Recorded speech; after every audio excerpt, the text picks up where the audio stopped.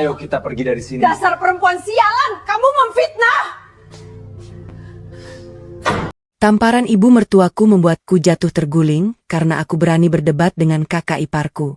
Suamiku melihat itu segera menggandeng tanganku dan mengajakku pulang. Sesaat kemudian telepon kami terus-menerus berdering karena panggilan dari mereka. Mereka panik karena... Sebelum lanjutin ceritanya yuk, absen dulu di kolom komentar. Teman-teman cerita Putri berasal dari daerah mana saja? Jangan lupa tekan like dan subscribe ya. Dukungan kalian sangat berarti agar channel ini terus berkembang dan bisa menyajikan cerita yang lebih menarik. Ayo ikuti ceritanya sampai selesai ya.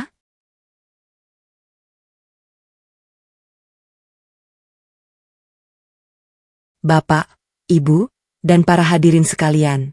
Bulan Agustus di Jakarta selalu membawa hawa yang lembab dan gerah panas yang seolah menempel di kulit. Tapi di dalam aula sebuah hotel bintang 5 yang terletak di jantung ibu kota, suasananya adalah dunia yang sama sekali berbeda, gemerlap, sejuk, dan begitu pekat dengan aroma kemewahan. Hari ini adalah syukuran ulang tahun ke-65, ibu mertuaku, Ibu Wati. Sebuah pesta yang telah menyita seluruh tenaga dan pikiranku untuk memenuhi puluhan permintaan aneh dan merepotkan darinya dan putri kesayangannya, Rina, kakak perempuan suamiku.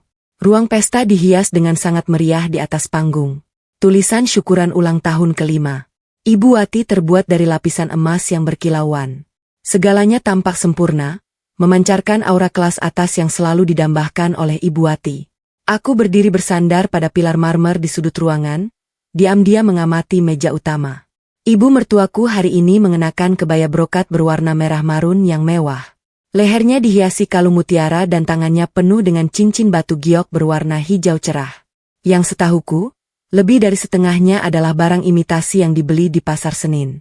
Ia duduk dengan angkuh di kursi berlapis bludru merah bergaya congka sambil memerintah para pramusaji seolah-olah ia adalah seorang ratu dari zaman kerajaan. Hei, kamu, bagaimana caramu menuang anggur sampai tumpah ke taplak meja? Hah? Apa kamu tidak tahu meja ini isinya tamu-tamu terhormat keluargaku? Kalian kerja tidak becus. Akan kupanggil manajermu supaya kalian semua dipecat sekarang juga. Suara melengking Ibu Wati terdengar nyaring, mengalahkan alunan musik instrumental yang lembut dari pengeras suara hotel. Pramusaji muda itu membungkuk dalam-dalam untuk meminta maaf. Wajahnya pucat pasi. Hal itu justru membuat ibu mertuaku semakin menjadi-jadi. Ia mengangkat wajahnya yang tebal oleh bedak putih, tertawa terbahak-bahak kepada kerabat di sekelilingnya. Beginilah bapak-bapak, ibu-ibu. Si Bagas, anak saya bersikeras memesan tempat mahal ini. Kalau saya sih sayang uangnya, lebih baik bikin acara syukuran kecil di kampung saja, lebih hangat. Tapi katanya, ibu adalah segalanya. Uang bukan masalah bagi anakmu ini. Yah, namanya juga pengusaha besar, jadi terbiasa boros. Padahal keluarga kami dari dulu selalu hidup hemat. Mendengar kata-kata penuh kepalsuan itu, bibirku tanpa sadar menyunggingkan senyum dingin. Bagas yang sedang ia bicarakan dengan nada bangga yang meluap-luap itu sebenarnya adalah anak yang pernah ia telantarkan hidup di ambang kematian sepanjang masa kecilnya. Namun di hadapan kerabat, ia selalu memainkan peran sebagai seorang ibu yang mulia yang seorang diri membesarkan anak tirinya hingga sukses. Dan sekarang ia tinggal menikmati hasilnya. Di samping Ibu Wati, ada Rina. Rina mengenakan gaun seksi dengan belahan tinggi yang memamerkan pahanya yang besar. Di tangannya, ia menjinjing tas bermerek dengan logo besar yang mencolok. Sesekali ia sengaja meletakkannya di atas meja agar semua orang memperhatikannya. Rina melirik ke sekeliling. Suaranya tak kalah nyaring dari ibunya. Oh, tas ini aku beli di Singapura. Bulan lalu lagi bosan, jadi terbang ke sana buat belanja. Suntuk juga di rumah. Terus kalau gaun ini cuma 30 juta rupiah saja. Murah meriah. Para kerabat dari kampung yang sedang memegang sendok dan garpu untuk menyantap lobster bakar bawang putih hanya bisa melongo. Mulut mereka menganga sambil terus-menerus melontarkan pujian. Bu Wati memang paling beruntung di kampung kita. Punya anak laki-laki jadi direktur. Anak perempuannya kaya raya, benar-benar mengangkat derajat keluarga. Atmosfer kesombongan dan sanjungan palsu itu terus membumbung, bercampur dengan aroma makanan mahal, menciptakan suasana yang menyesakkan dan memuakkan. Aku mengangkat gelas air putihku dan minum seteguk, mencoba menekan rasa lelah yang menjerit di setiap otot tubuhku. Sejak pagi buta, aku sudah berlari ke sana kemari, Mengurus segalanya mulai dari papan nama tamu undangan hingga memastikan dapur tidak menambahkan bawang goreng ke dalam sup untuk salah seorang tante. Namun, di mata Ibu Wati dan Rina, aku hanyalah seorang pelayan gratisan, seseorang yang tidak ada nilainya. Tadi saat aku mengingatkan staf untuk merapikan kembali karpet merah yang miring, Rina berjalan melewatiku, sengaja menyenggol bahuku dengan keras. Kerja yang benar. Jangan sampai ibuku kehilangan muka, desisnya. Seumur hidupmu, belum tentu kamu bisa menginjakkan kaki di tempat semewah ini. Jadi, sadar dirilah dan belajar cara melayani yang baik. Aku sudah bersabar. Aku selalu bersabar. Bukan karena aku takut pada mereka, tetapi karena aku mencintai suamiku. Bagas adalah seorang pria yang membawa terlalu banyak luka. Ia sudah terlalu lelah dengan kerasnya dunia bisnis. Aku tidak ingin saat ia pulang ke rumah, ia harus pusing lagi dengan perang keluarga yang tiada akhir. Aku rela memainkan peran sebagai istri yang pengertian, menelan semua kepahitan demi menjaga kedamaian rumah tangga kami. Tapi aku salah. Sikap mengalahku justru dianggap sebagai kelemahan oleh Ibu Wati dan Rina. Sebagai sinyal bagi mereka untuk bebas menginjak-injak harga diriku. Pesta terus berlanjut. Lampu kristal tetap berkilauan. Suara denting gelas tak henti-hentinya terdengar. Aku berdiri di sana dalam balutan gaun elegan yang memeluk tubuhku. Rambut disanggur rapi. Riasan yang sopan menutupi sepasang mata yang sudah sangat lelah. Aku berkata pada diriku sendiri, sabar, hanya malam ini saja. Besok aku bisa kembali menutup rapat gerbang rumahku, mengunci semua suara bising yang memekakkan telinga ini di luar. Namun hidup tak pernah semudah itu. Kejahatan, rasa iri, dan sifat tak tahu malu manusia tidak pernah mengenal titik henti, terutama saat mereka sedang mabuk dalam drama keangkuhan yang mereka ciptakan sendiri.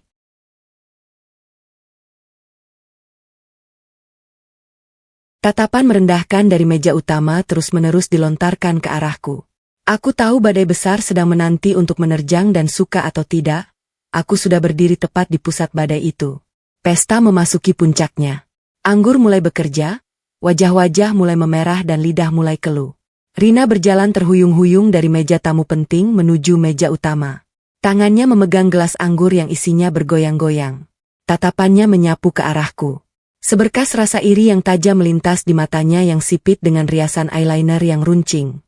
Meskipun aku sudah memilih gaun hitam yang paling sederhana agar tidak menenggelamkan kemeriahan ibu dan anak itu, aura elegan dan tenangku tetap membuatnya merasa terganggu. Rina adalah tipe wanita yang menyukai kemewahan, tetapi tidak memiliki kedalaman budaya. Sehingga dalam situasi apapun, ia selalu merasa aku adalah ancaman tak kasat mata bagi perhatian yang begitu ia dambakan. Ia berdiri berkacak pinggang di tengah jalan, sengaja meninggikan suaranya agar terdengar nyaring dan memecah suasana obrolan riuh di meja-meja kerabat. Wah, coba lihat ke sini. Rina menunjuk ke arahku dengan dagunya. Satu tangannya menunjuk lurus ke wajahku. Seolah-olah aku adalah barang murahan yang sedang dilelang. Ini dia menantu teladan keluarga kita. Coba bapak-bapak, ibu-ibu lihat apa dia pantas jadi nyonya besar. Cih, gaun yang dia pakai, kalung yang melingkar di lehernya dari ujung rambut sampai ujung kaki. Adakah yang bukan dari uangnya Bagas? Semua itu dibiayai anakku. Seketika seluruh ruangan menjadi hening, semua mata tertuju padaku. Suara kunyahan dan denting sendok garpu pun berhenti. Para kerabat dari kampung melotot. Beberapa dari mereka menutup mulut sambil berbisik-bisik. Aku tetap berdiri diam. Kedua tanganku lurus di sisi tubuh. Tatapanku begitu tenang hingga menakutkan menatap lurus ke arah Rina. Tetapi ia tidak berhenti. Melihatku tidak merespons, Rina mengira aku takut. Ia semakin menjadi-jadi tertawa terbahak-bahak. Suara tawanya yang melengking menggores gendang telinga. Ia menoleh ke salah seorang tante, menepuk-nepuk pundaknya. Tante, lihat kan? Bagas di keluarga ini memang hebat. Jadi direktur perusahaan besar, rumah mewah, mobil bagus, tidak kurang suatu apapun. Tapi lihat siapa yang dia bawa pulang. Wanita yang latar belakangnya rendah. Orang tuanya cuma pekerja kasar. Rumahnya di kampung padat penduduk di pinggiran kota. Menikah dengan Bagas itu ibarat katak dari tempurung, satu langkah langsung jadi ratu. Dari gadis yang harus menghemat setiap rupiah. Sekarang bisa makan enak, pakai baju bagus, kemana-mana ada yang antar jemput. Benar-benar berkah 7 turunan. Kata-kata Rina bukan hanya pisau tajam yang menusukku, tetapi juga penghinaan terbuka bagi orang tuaku. Darah di tubuhku mulai mendidih, bergejolak di pembuluh darah, tetapi di luar aku tetap tak bergerak. Napasku masih teratur. Aku sedang menunggu. Aku ingin ia memuntahkan semua sampah busuk di kepalanya. Ibu Wati yang duduk dengan angku di kursinya bukan hanya tidak menghentikan putrinya, tetapi malah mengipasi dirinya dengan kipas bulu. Sudut bibirnya menyunggingkan senyum sinis. Ia ikut menimpali. Suaranya yang melengking terdengar jelas. Memang begitu. Zaman sekarang banyak sekali perempuan licik. Nak, kalau tidak punya kemampuan apa-apa, ya harus pintar pakai kecantikan buat memikat laki-laki kaya. Kasihan anakku si Bagas. Kerja banting tulang siang malam, akhirnya uangnya jatuh ke tangan orang yang tidak tahu diri, yang cuma bisa jadi benalu. Rina kembali berteriak.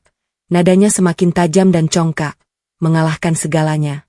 Jadi benalu tapi tidak tahu diri, sok suci, sok berkelas. Maaf ya, tanpa uang Bagas, apa kamu bisa berdiri di hotel bintang 5 ini dan bernapas di rumah kami? Perempuan yang tidak bisa menghasilkan uang itu cuma parasit. Kalau memang hebat, coba hasilkan uang sendiri dan adakan pesta untuk ibu mertuamu. Atau jangan-jangan cuma bisa menadahkan tangan minta uang suami lalu berdiri di sini, pamer gaya. Kata-kata kejam itu terus mengalir tanpa henti, menciptakan lingkaran tekanan yang menyesakkan. Para kerabat mulai berbisik lebih keras. Jadi dia di rumah cuma numpang hidup sama suami, kelihatannya berkelas, tapi ternyata tidak berguna. Ya, kasihan Bu Ati, dapat menantu seperti ini. Bisikan-bisikan itu seperti pisau tumpul yang perlahan mengiris harga diriku. Di titik ini, semua batas kesabaranku hancur. Kata sabar yang telah susah payah ku jaga selama bertahun-tahun tiba-tiba pecah berkeping-keping. Aku sadar bersabar terhadap orang-orang yang tidak punya moral hanya akan memberi ruang bagi kejahatan untuk berkuasa. Aku menarik napas dalam-dalam. Udara dingin dari pendingin ruangan yang masuk ke paru-paruku membantu kepalaku tetap jernih dan dingin. Aku perlahan melangkah maju. Sudah selesai bicaranya, aku angkat bicara. Suaraku tenang. Tidak ada sedikit pun getaran ketakutan atau rasa terhina. Hanya 3 kata singkat, tetapi membawa beban yang sangat berat. Menghantam atmosfer yang congkak itu. Rina melotot tergagap. Kamu bersikap seperti itu? Berani kamu melotot padaku? Aku sedikit memiringkan kepala. Sudut bibirku terangkat membentuk senyum yang sangat sinis. Aku menatap lurus ke mata Rina yang melotot. Kakak bilang aku ini benalu yang menumpang hidup pada laki-laki. Aku tertawa-tawa hambar yang penuh dengan penghinaan. Kak Rina, orang bilang mereka yang kekurangan sesuatu biasanya akan paling sering meneriakannya. Atas dasar apa kakak menghakimi latar belakangku? Orang tuaku memang pekerja kasar. Itu benar. Tapi mereka mengajariku cara hidup dengan kepala tegak, mencari uang bersih dengan otakku sendiri. Sedangkan kakak memakai gaun 30 juta, membawa tas ratusan juta, tapi isinya kosong dan berbau busuk. Kamu beraninya kamu. Wajah Rina memerah padam, tangannya menunjuk lurus ke wajahku. Jari-jarinya yang berkutek merah bergetar hebat. Ia hendak berteriak, tetapi aku langsung memotongnya. Suaraku setajam silet memutus semua jalan keluarnya. Tutup mulutmu dan dengarkan aku bicara. Bentakku maju selangkah memaksa Rina untuk mundur. Kakak menghinaku sebagai benalu. Apa kakak pikir aku tidak tahu dari mana gelar pengusaha wanita yang kakak banggakan itu berasal? Uang untuk membuka spa sepi milik kakak itu. Siapa yang menanggung kerugiannya? Bagas. Uang untuk membeli mobil yang kakak pakai untuk pamer kemana-mana itu. Siapa yang membayar cicilannya setiap bulan? Bagas juga. Kakak bilang perempuan yang tidak menghasilkan uang adalah parasit. Kalau begitu, maaf. Gelar parasit kelas kakap yang menghisap darah adiknya sendiri dari tahun ke tahun. Tidak ada yang lebih pantas menyandangnya selain kakak. Wahai kakak iparku yang terhormat. Rina ternganga, wajahnya pucat pasi. Kebenaran yang diungkapkan telanjang di depan puluhan pasang mata kerabat membuatnya bungkam. Lapisan riasan mahal di wajahnya seolah retak, berjatuhan bersama dengan harga dirinya yang palsu. Ia tergagap, bibirnya bergetar, mencari kata-kata untuk membantah, tetapi sama sekali tidak berdaya di hadapan argumenku yang tajam dan sangat akurat. Dasar perempuan sialan. Kamu memfitnah. Desis Rina dari tenggorokannya. Matanya liar mencari pertolongan. Melihat putri kesayangannya terpojok, dipermalukan tanpa ampun, Ibu Wati dari kursinya yang tinggi melempar kipas bulunya ke lantai. Amarah membutakan akal sehatnya. Ia bergegas turun. Langkahnya berat seperti binatang buas yang terluka dan haus darah. Langkah kakinya yang tergesa-gesa, Suara hak sepatunya yang menghantam lantai marmer terdengar memekakan telinga. Anak kurang ajar, raung Ibu Wati dengan suara buas. Tanpa ragu, ia mengayunkan tangannya yang penuh dengan cincin giok imitasi, mendaratkan sebuah tamparan keras di wajahku. Plak! Suara tamparan yang nyaring menggema di seluruh aula pesta. Tamparan itu begitu kuat ditambah dengan keterkejutan membuatku kehilangan keseimbangan. Tubuhku oleng dan jatuh terhempas ke lantai marmer yang dingin. Lututku menghantam lantai dengan keras, terasa sangat sakit. Sudut bibirku langsung merasakan rasa asin dan bau anyir darah segar. Sanggul rambutku terlepas, rambutku tergerai menutupi separuh wajah. Suara piring-piring berjatuhan. Para kerabat menjerit kaget. Beberapa orang berdiri, tetapi tidak ada satupun yang berani maju untuk melerai. Mereka hanya berdiri di sana, melotot menyaksikan drama kekerasan dalam rumah tangga yang terjadi di tengah kemewahan. Aku terbaring di lantai, telingaku berdengung selama beberapa detik. Ketika kesadaranku perlahan kembali, suara yang menghantam telingaku adalah makian melengking dan kasar dari Ibu Wati. Ia berdiri menjulang di atasku, berkacap pinggang sambil menunjuk-nunjuk wajahku dan memakiku. Air liurnya muncrat kemana-mana. Kamu pikir kamu siapa? Hah? Kamu masuk rumah ini hanya sebagai pembantu kelas atas.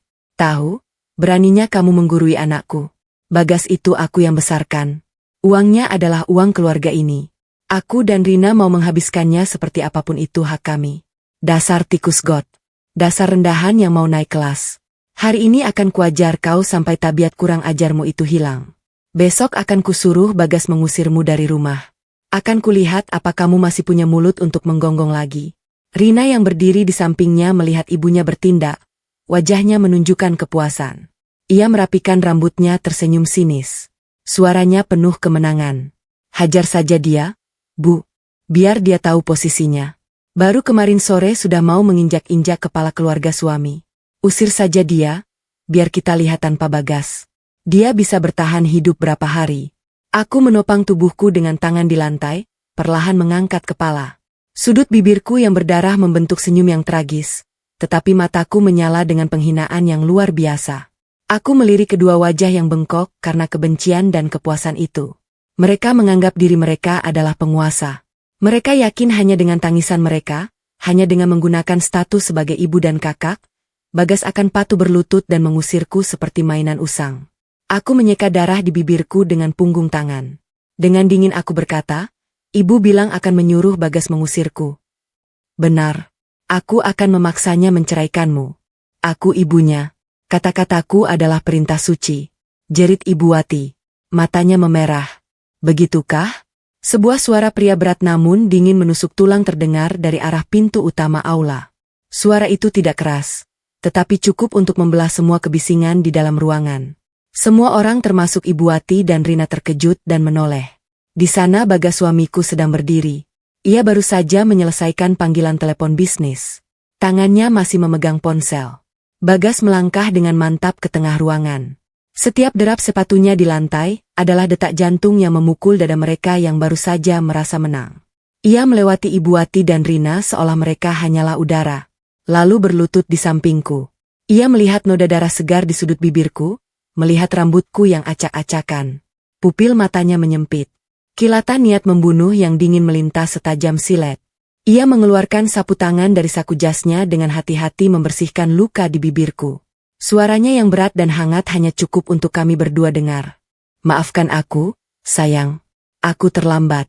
Aku menggelengkan kepala. Dengan lembut memegang pergelangan tangannya. Kehadirannya sudah lebih dari cukup. Bagas perlahan berbalik. Ia merentangkan tangannya, menarikku ke belakang punggungnya, menciptakan sebuah benteng yang kokoh, memisahkanku dari kekejaman ibu dan anak itu. Matanya terkunci pada Ibu Wati yang kini berdiri membeku. Tangan yang tadi menamparku ditarik kembali dengan canggung. Anda baru saja memukul siapa? Suara Bagas datar perlahan mengucapkan setiap kata. Bukan ibu, melainkan Anda.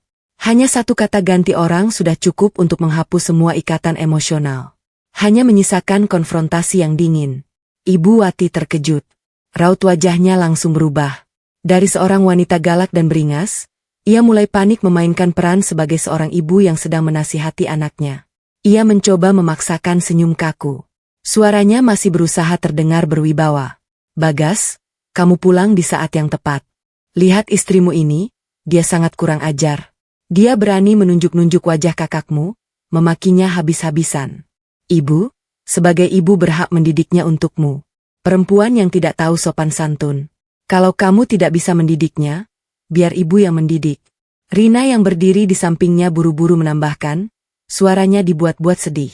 Benar, gas. Kakak tadi cuma bercanda beberapa patah kata, tapi istrimu langsung marah-marah.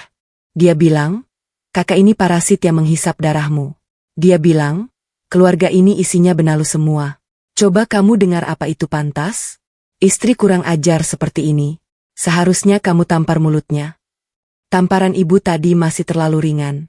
Bagas mendengar semua itu tanpa menunjukkan kemarahan. Ia melirik kerumunan kerabat yang kini duduk diam ketakutan, lalu kembali menatap tajam ke wajah Rina. Ia menyeringai. Senyum dingin yang kejam muncul di bibirnya. Tutup mulutmu. Suara Bagas tidak keras, tetapi nadanya sangat tajam dan tegas, mengandung perintah mutlak. Kamu pikir kamu siapa hingga punya hak untuk mengomentari istriku? Apa ada satu kata pun yang dia katakan itu salah? Spa yang kamu buka itu sudah rugi selama 3 tahun. Uang siapa yang menanggungnya? Mobil yang kamu pakai di luar sana uang siapa?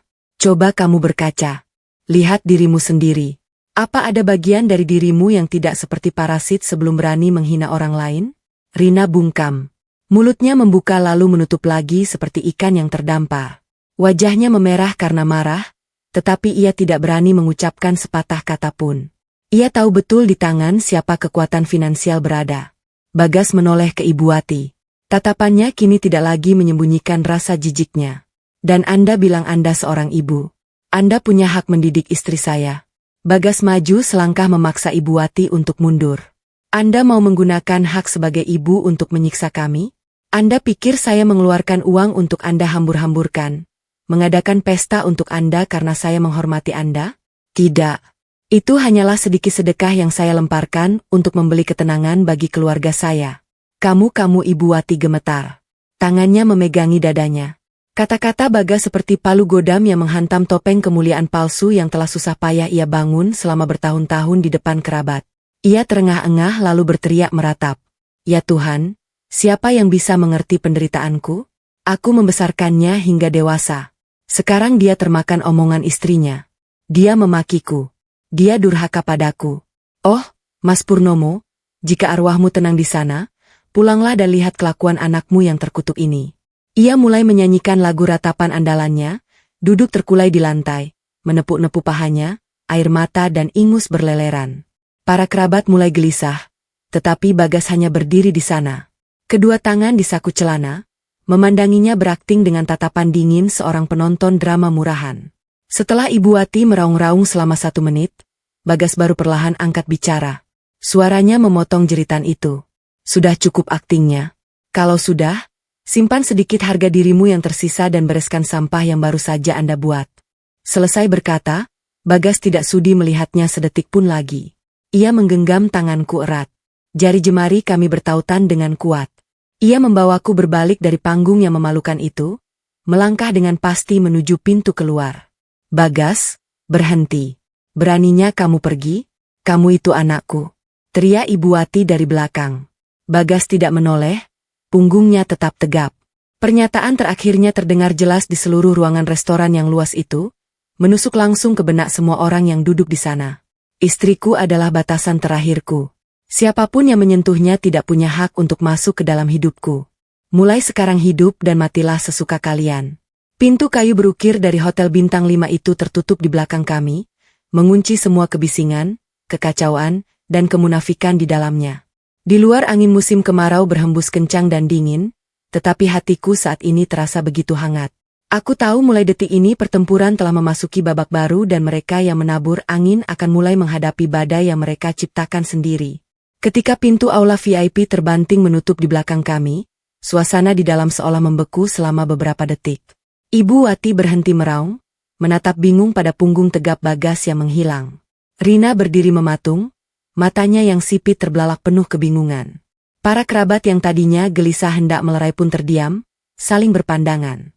Suasana canggung yang menyesakkan mulai menyebar. Keangkuhan dan kesombongan Ibu Wati dan Rina yang baru saja dibungkus dengan topeng hak sebagai ibu dan kakak telah dilucuti tanpa ampun oleh Bagas di depan begitu banyak orang. Tapi rasa malu itu bukanlah hukuman yang paling mengerikan. Hukuman yang sesungguhnya baru saja dimulai ketika senjata terkuat mereka Bagas dicabut secara brutal. Bisik-bisik di dalam ruangan mulai terdengar. Jadi Bagas benar-benar pergi. Wah, gawat ini. Sepertinya mereka putus hubungan. Bu Wati dan Rina keterlaluan sih. Seenaknya memukul istri orang sampai seperti itu. Para kerabat yang tadinya memuji-muji kini berbalik arah langsung mencela dan menyindir. Tidak ada yang sebodoh itu membela pihak yang baru saja ditendang oleh sumber keuangannya. Tepat saat kekacauan mulai merayap ke setiap sudut ruangan, pintu samping terbuka. Seorang pria berjas abu-abu dengan papan nama manajer aula masuk. Di belakangnya, dua orang pramusaji mengikuti dengan sikap sopan, profesional, tetapi sangat dingin. Manajer itu berjalan lurus ke meja utama. Tempat Ibu Wati baru saja terseok-seok bangkit dari lantai. Wajahnya cemong oleh riasan dan air mata. Pria itu sedikit membungkuk. Tangannya memegang sebuah map kulit hitam tersenyum standar. Permisi, Ibu, pesta kita sudah hampir selesai. Tuan dan Nyonya Bagas baru saja pergi dan berpesan bahwa beliau tidak akan membayar tagihan pesta ini. Tuan Bagas meminta kami untuk langsung berurusan dengan penanggung jawab acara, yaitu Ibu Wati. Ini adalah total tagihan untuk pesta hari ini. Silakan Ibu periksa dan lakukan pembayaran agar kami bisa segera membereskan ruangan ini. Sambil berbicara, manajer itu dengan perlahan membuka mapnya, meletakkan selembar kertas tagihan yang penuh dengan angka di atas meja kaca di depan Ibu Wati dan Rina. Rina adalah yang pertama bereaksi. Ia menyambar kertas tagihan itu. Begitu matanya tertuju pada angka total di sudut kanan bawah, pupil matanya menyusut seolah baru melihat hantu. Tangannya yang memegang kertas itu gemetar hebat, mulutnya tergagap. TR 30 juta pekiknya dengan suara melengking. Begitu keras hingga beberapa tamu di meja lain yang sedang memegang sendok garpu terkejut dan menjatuhkannya. Kalian gila ya? Restoran perampok. Mana mungkin satu kali makan bisa habis sampai 30 juta? Kalian pasti menipu, kan? Manajer itu tetap mempertahankan senyum profesionalnya, tetapi matanya kini menunjukkan penghinaan yang tak terselubung. Mohon maaf, Kak. Kami adalah Hotel Bintang 5. Semua harga tertera dengan jelas.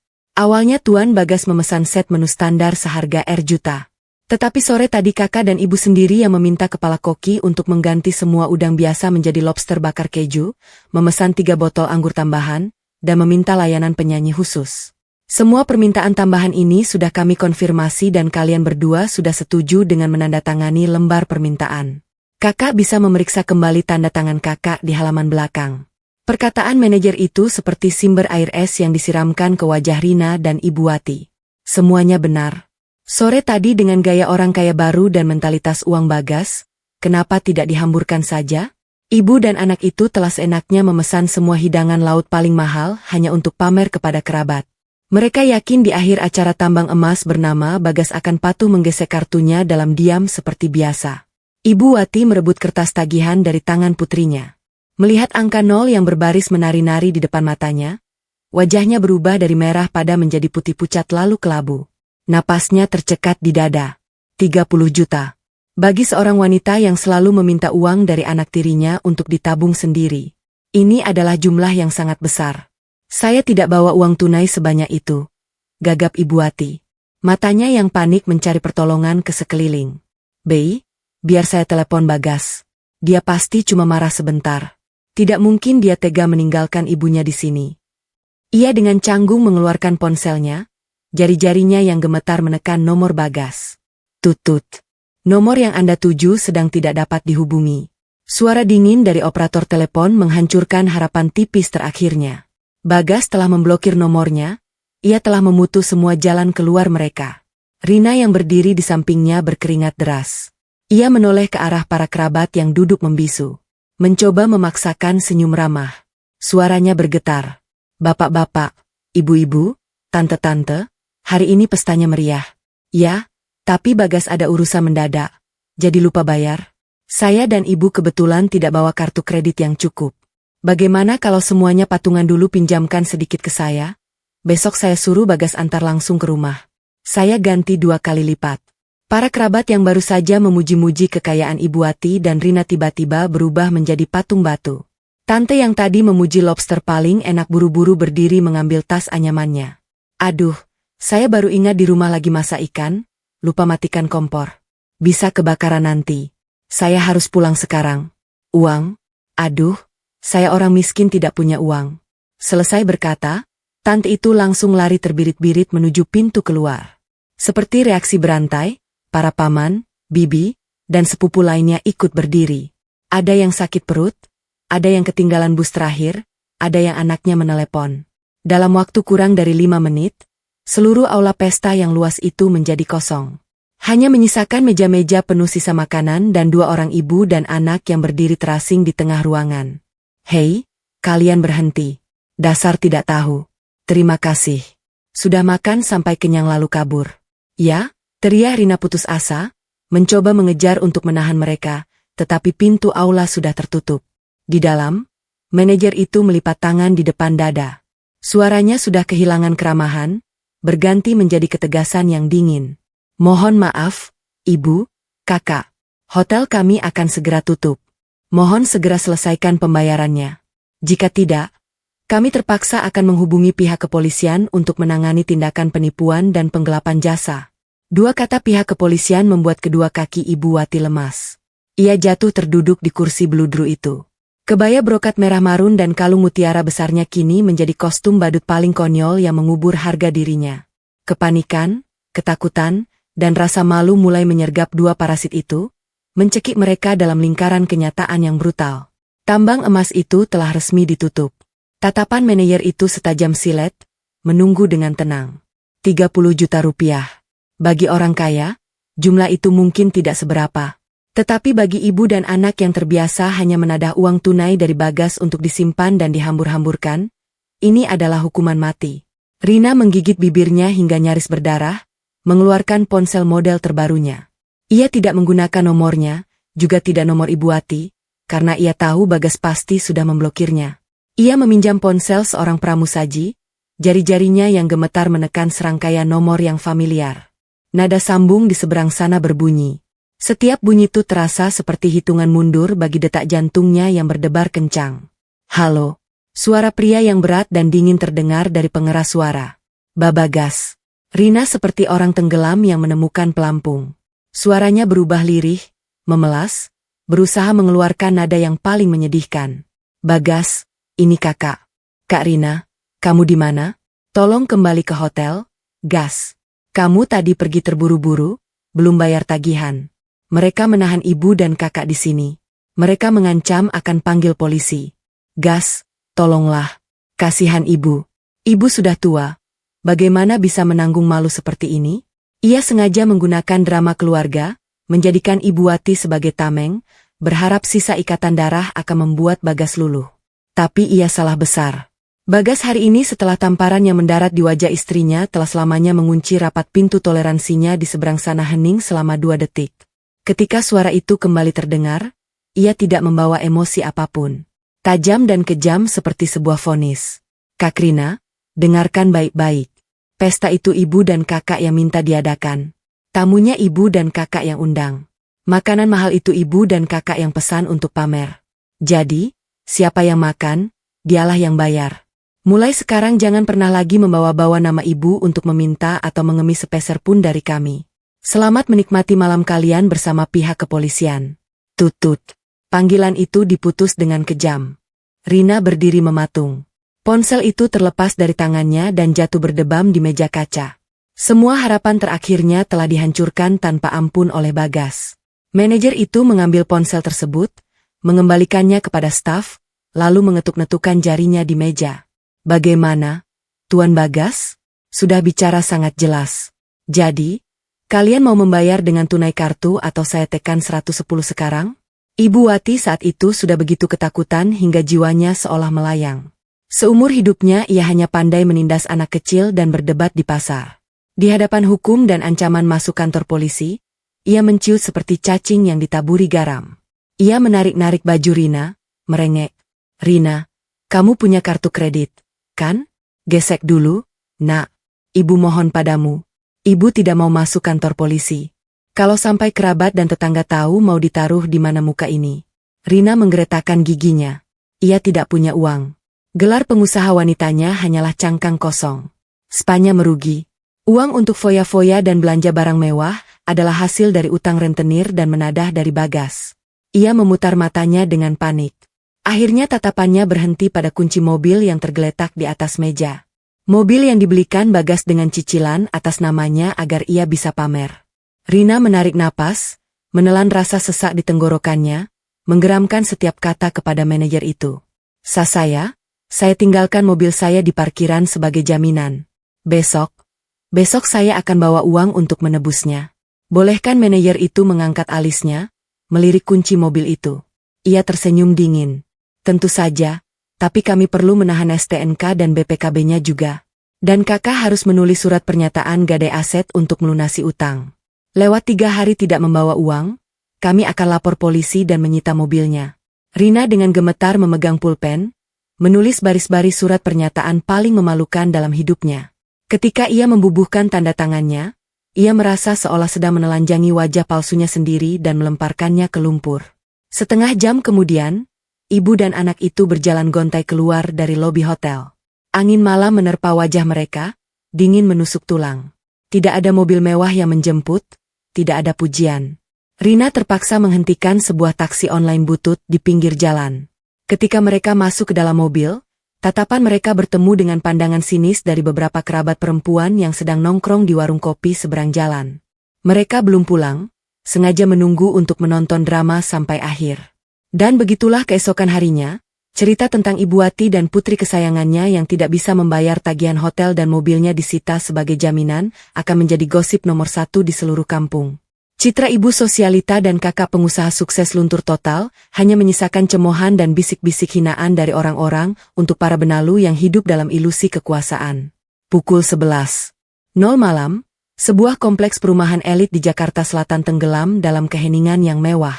Cahaya kuning temaram dari tiang-tiang lampu klasik menerangi jalanan aspal yang mulus. Disinilah ranah privasi, tempat di mana semua kebisingan duniawi ditinggalkan di balik gerbang keamanan yang ketat. Tetapi kedamaian itu malam ini terkoyak oleh kehadiran 2 orang yang kalap. Setelah tiba di apartemen sewaan mereka yang kumuh, rasa takut berlalu, digantikan oleh amarah, penyesalan, dan kekesalan yang memuncak. Memikirkan mobil yang digadaikan di hotel. Memikirkan skenario esok hari di mana mereka akan menjadi bahan gunjingan kerabat. Ibu Wati dan Rina menjadi murka. Mereka tidak terima kenyataan bahwa tambang emas mereka telah ditutup. Sifat alami para parasit adalah menyalahkan orang lain. Di kepala mereka, semua kesalahan adalah karena aku, si menantu miskin yang menghasut suaminya. Maka seperti ngengat yang terbang menuju api, mereka memesan taksi dan langsung menuju kompleks perumahan kami. Skit. Taksi itu berhenti mendadak di depan gerbang besi tempat setinggi 3 meter milik rumah kami. Rina dengan kasar turun dari mobil diikuti oleh Ibu Wati dengan wajah penuh amarah. Tanpa ragu, Rina menekan bel. Jarinya menekan tombol itu tanpa henti.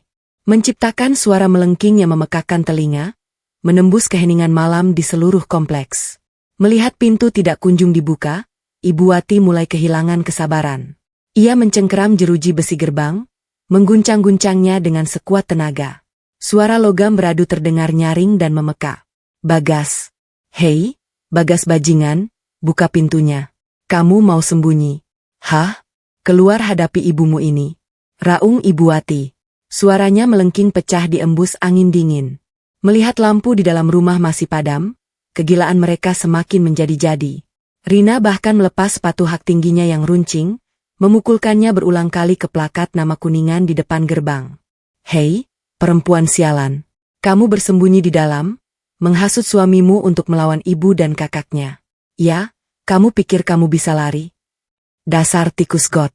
Menantu kurang ajar, tidak dididik. Keluar kamu. Ibu Wati melihat putrinya memaki dengan berapi-api. Naluri preman pasarnya bangkit. Ia duduk begitu saja di trotoar marmer di depan gerbang. Tidak peduli hawa dingin yang menggigit, ia mulai menepuk-nepuk pahanya. Lagu ratapan andalannya kembali dinyanyikan, tetapi kali ini dengan volume maksimal. Sengaja agar para tetangga di sekitar mendengar.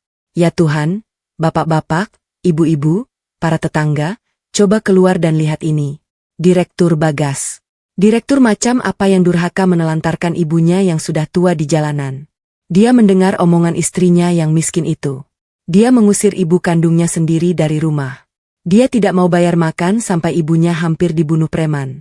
Oh, Mas Purnomo, bangunlah dari kubur dan lihat kelakuan anakmu ini. Dia memperlakukan ibu tirinya seperti anjing. Aku membesarkannya, melayaninya sejak kecil. Sekarang dia kaya raya. Dia membuangku begitu saja. Tolong, tolong. Jeritan tangis, suara gedoran, gerbang, dan makian kasar bercampur menjadi satu. Menciptakan kebisingan yang menjijikan. Gerbang besi yang tinggi itu berdiri kokoh, tak bergeming di hadapan amukan putus asa mereka. Tetapi keributan itu mulai menarik perhatian. Beberapa lampu di rumah-rumah sekitar mulai menyala. Ada bayangan orang-orang berdiri di balkon, menyibak tirai untuk melihat ke bawah. Ibu Wati dan Rina melihat ada penonton justru semakin bersemangat. Mereka mengira opini publik akan berpihak pada mereka. Mereka berpikir bagi kalangan atas, kehormatan dan gengsi adalah yang terpenting. Mereka yakin hanya dengan membuat keributan dan mempermalukan Bagas di depan para tetangganya, Bagas akan malu, takut kehilangan muka, dan akhirnya akan patuh membuka pintu, bersujud, meminta maaf, dan dengan sukarela mengeluarkan uang untuk membayar utang demi membungkam mereka. Itulah logika para pengecut yang menggunakan sifat tak tahu malu untuk mengancam orang lain. Mereka tidak tahu bahwa di dalam rumah-rumah mewah berpagar tinggi ini aturannya sama sekali berbeda. Toleransi tidak pernah diberikan kepada mereka yang menginjak-injak batasan. Dan di dalam rumah yang gelap gulita itu, sepasang mata serigala pemimpin telah terbuka, tenang, dan dingin, siap untuk membersihkan sampah yang berbau busuk di depan wilayah kekuasaannya. Di dalam villa, suasana sangat kontras dengan teriakan buas di luar gerbang. Ruangan itu begitu sunyi dan hangat.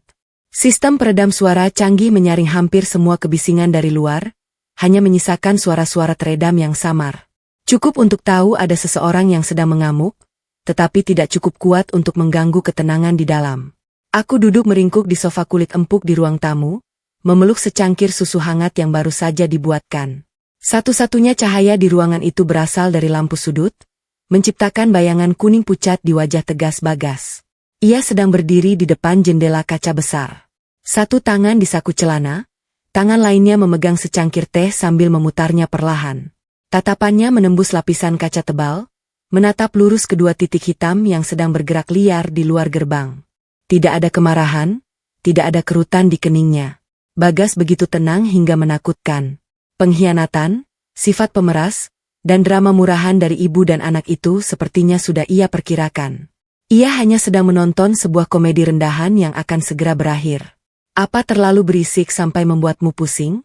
Bagas bertanya tanpa menoleh. Suaranya yang berat dan hangat memecah kesunyian. Aku menggeleng pelan, menyeruput susu hangatku. Tidak apa-apa, Mas.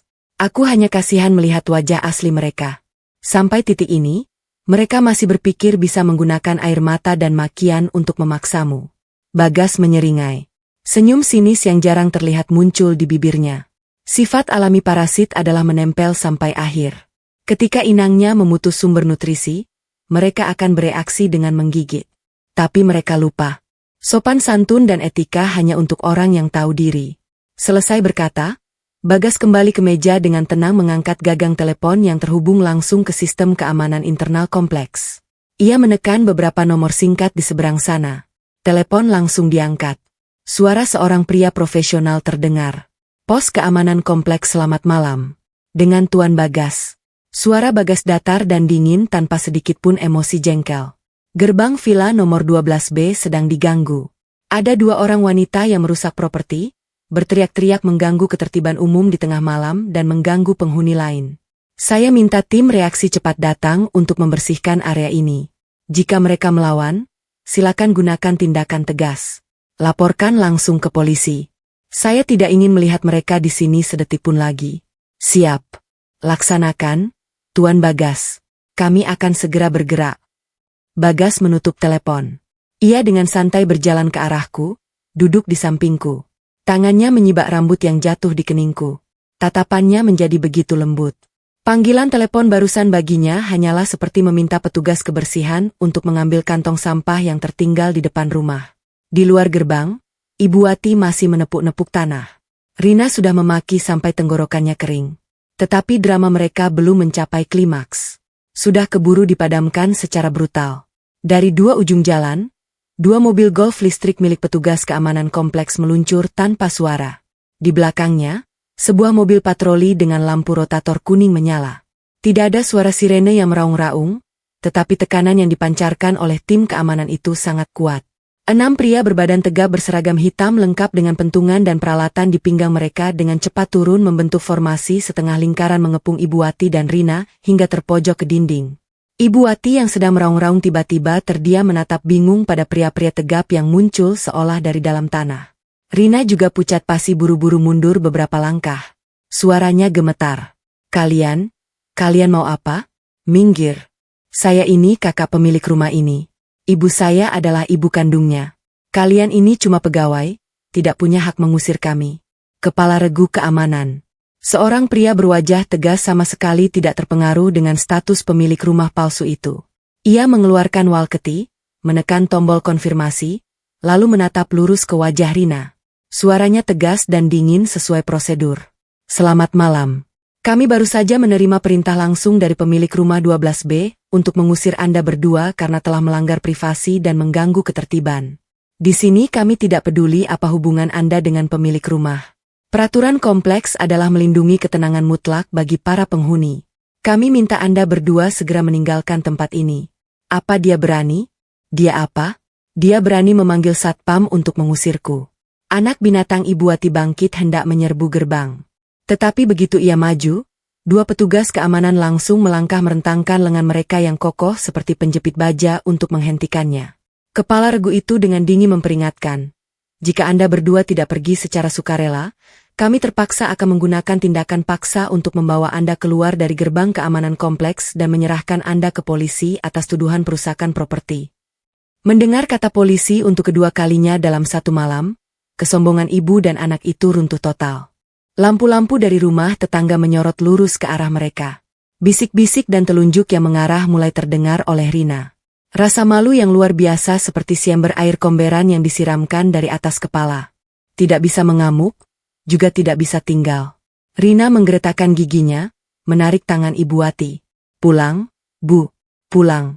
Kita lihat saja sampai kapan bajingan itu bisa senang-senang. Ibu dan anak itu berjalan gontai, penuh rasa malu. Dikawal oleh tim keamanan di bawah hawa dingin yang menusuk tulang hingga ke gerbang utama kompleks seperti dua penjahat yang diusir dari surga. Sebuah akhir yang menguras habis harga diri menandai titik akhir dari ilusi kekuasaan para benalu.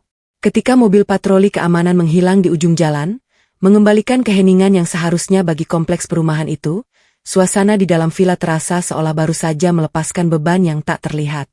Lampu ruang tamu diredupkan, hanya menyisakan lampu tidur temaram di kamar kami di lantai 2. Aroma minyak esensial lavender menguar di udara, mencoba menenangkan saraf-saraf yang tegang seharian. Aku duduk di depan meja rias dengan lembut membersihkan sisa riasan.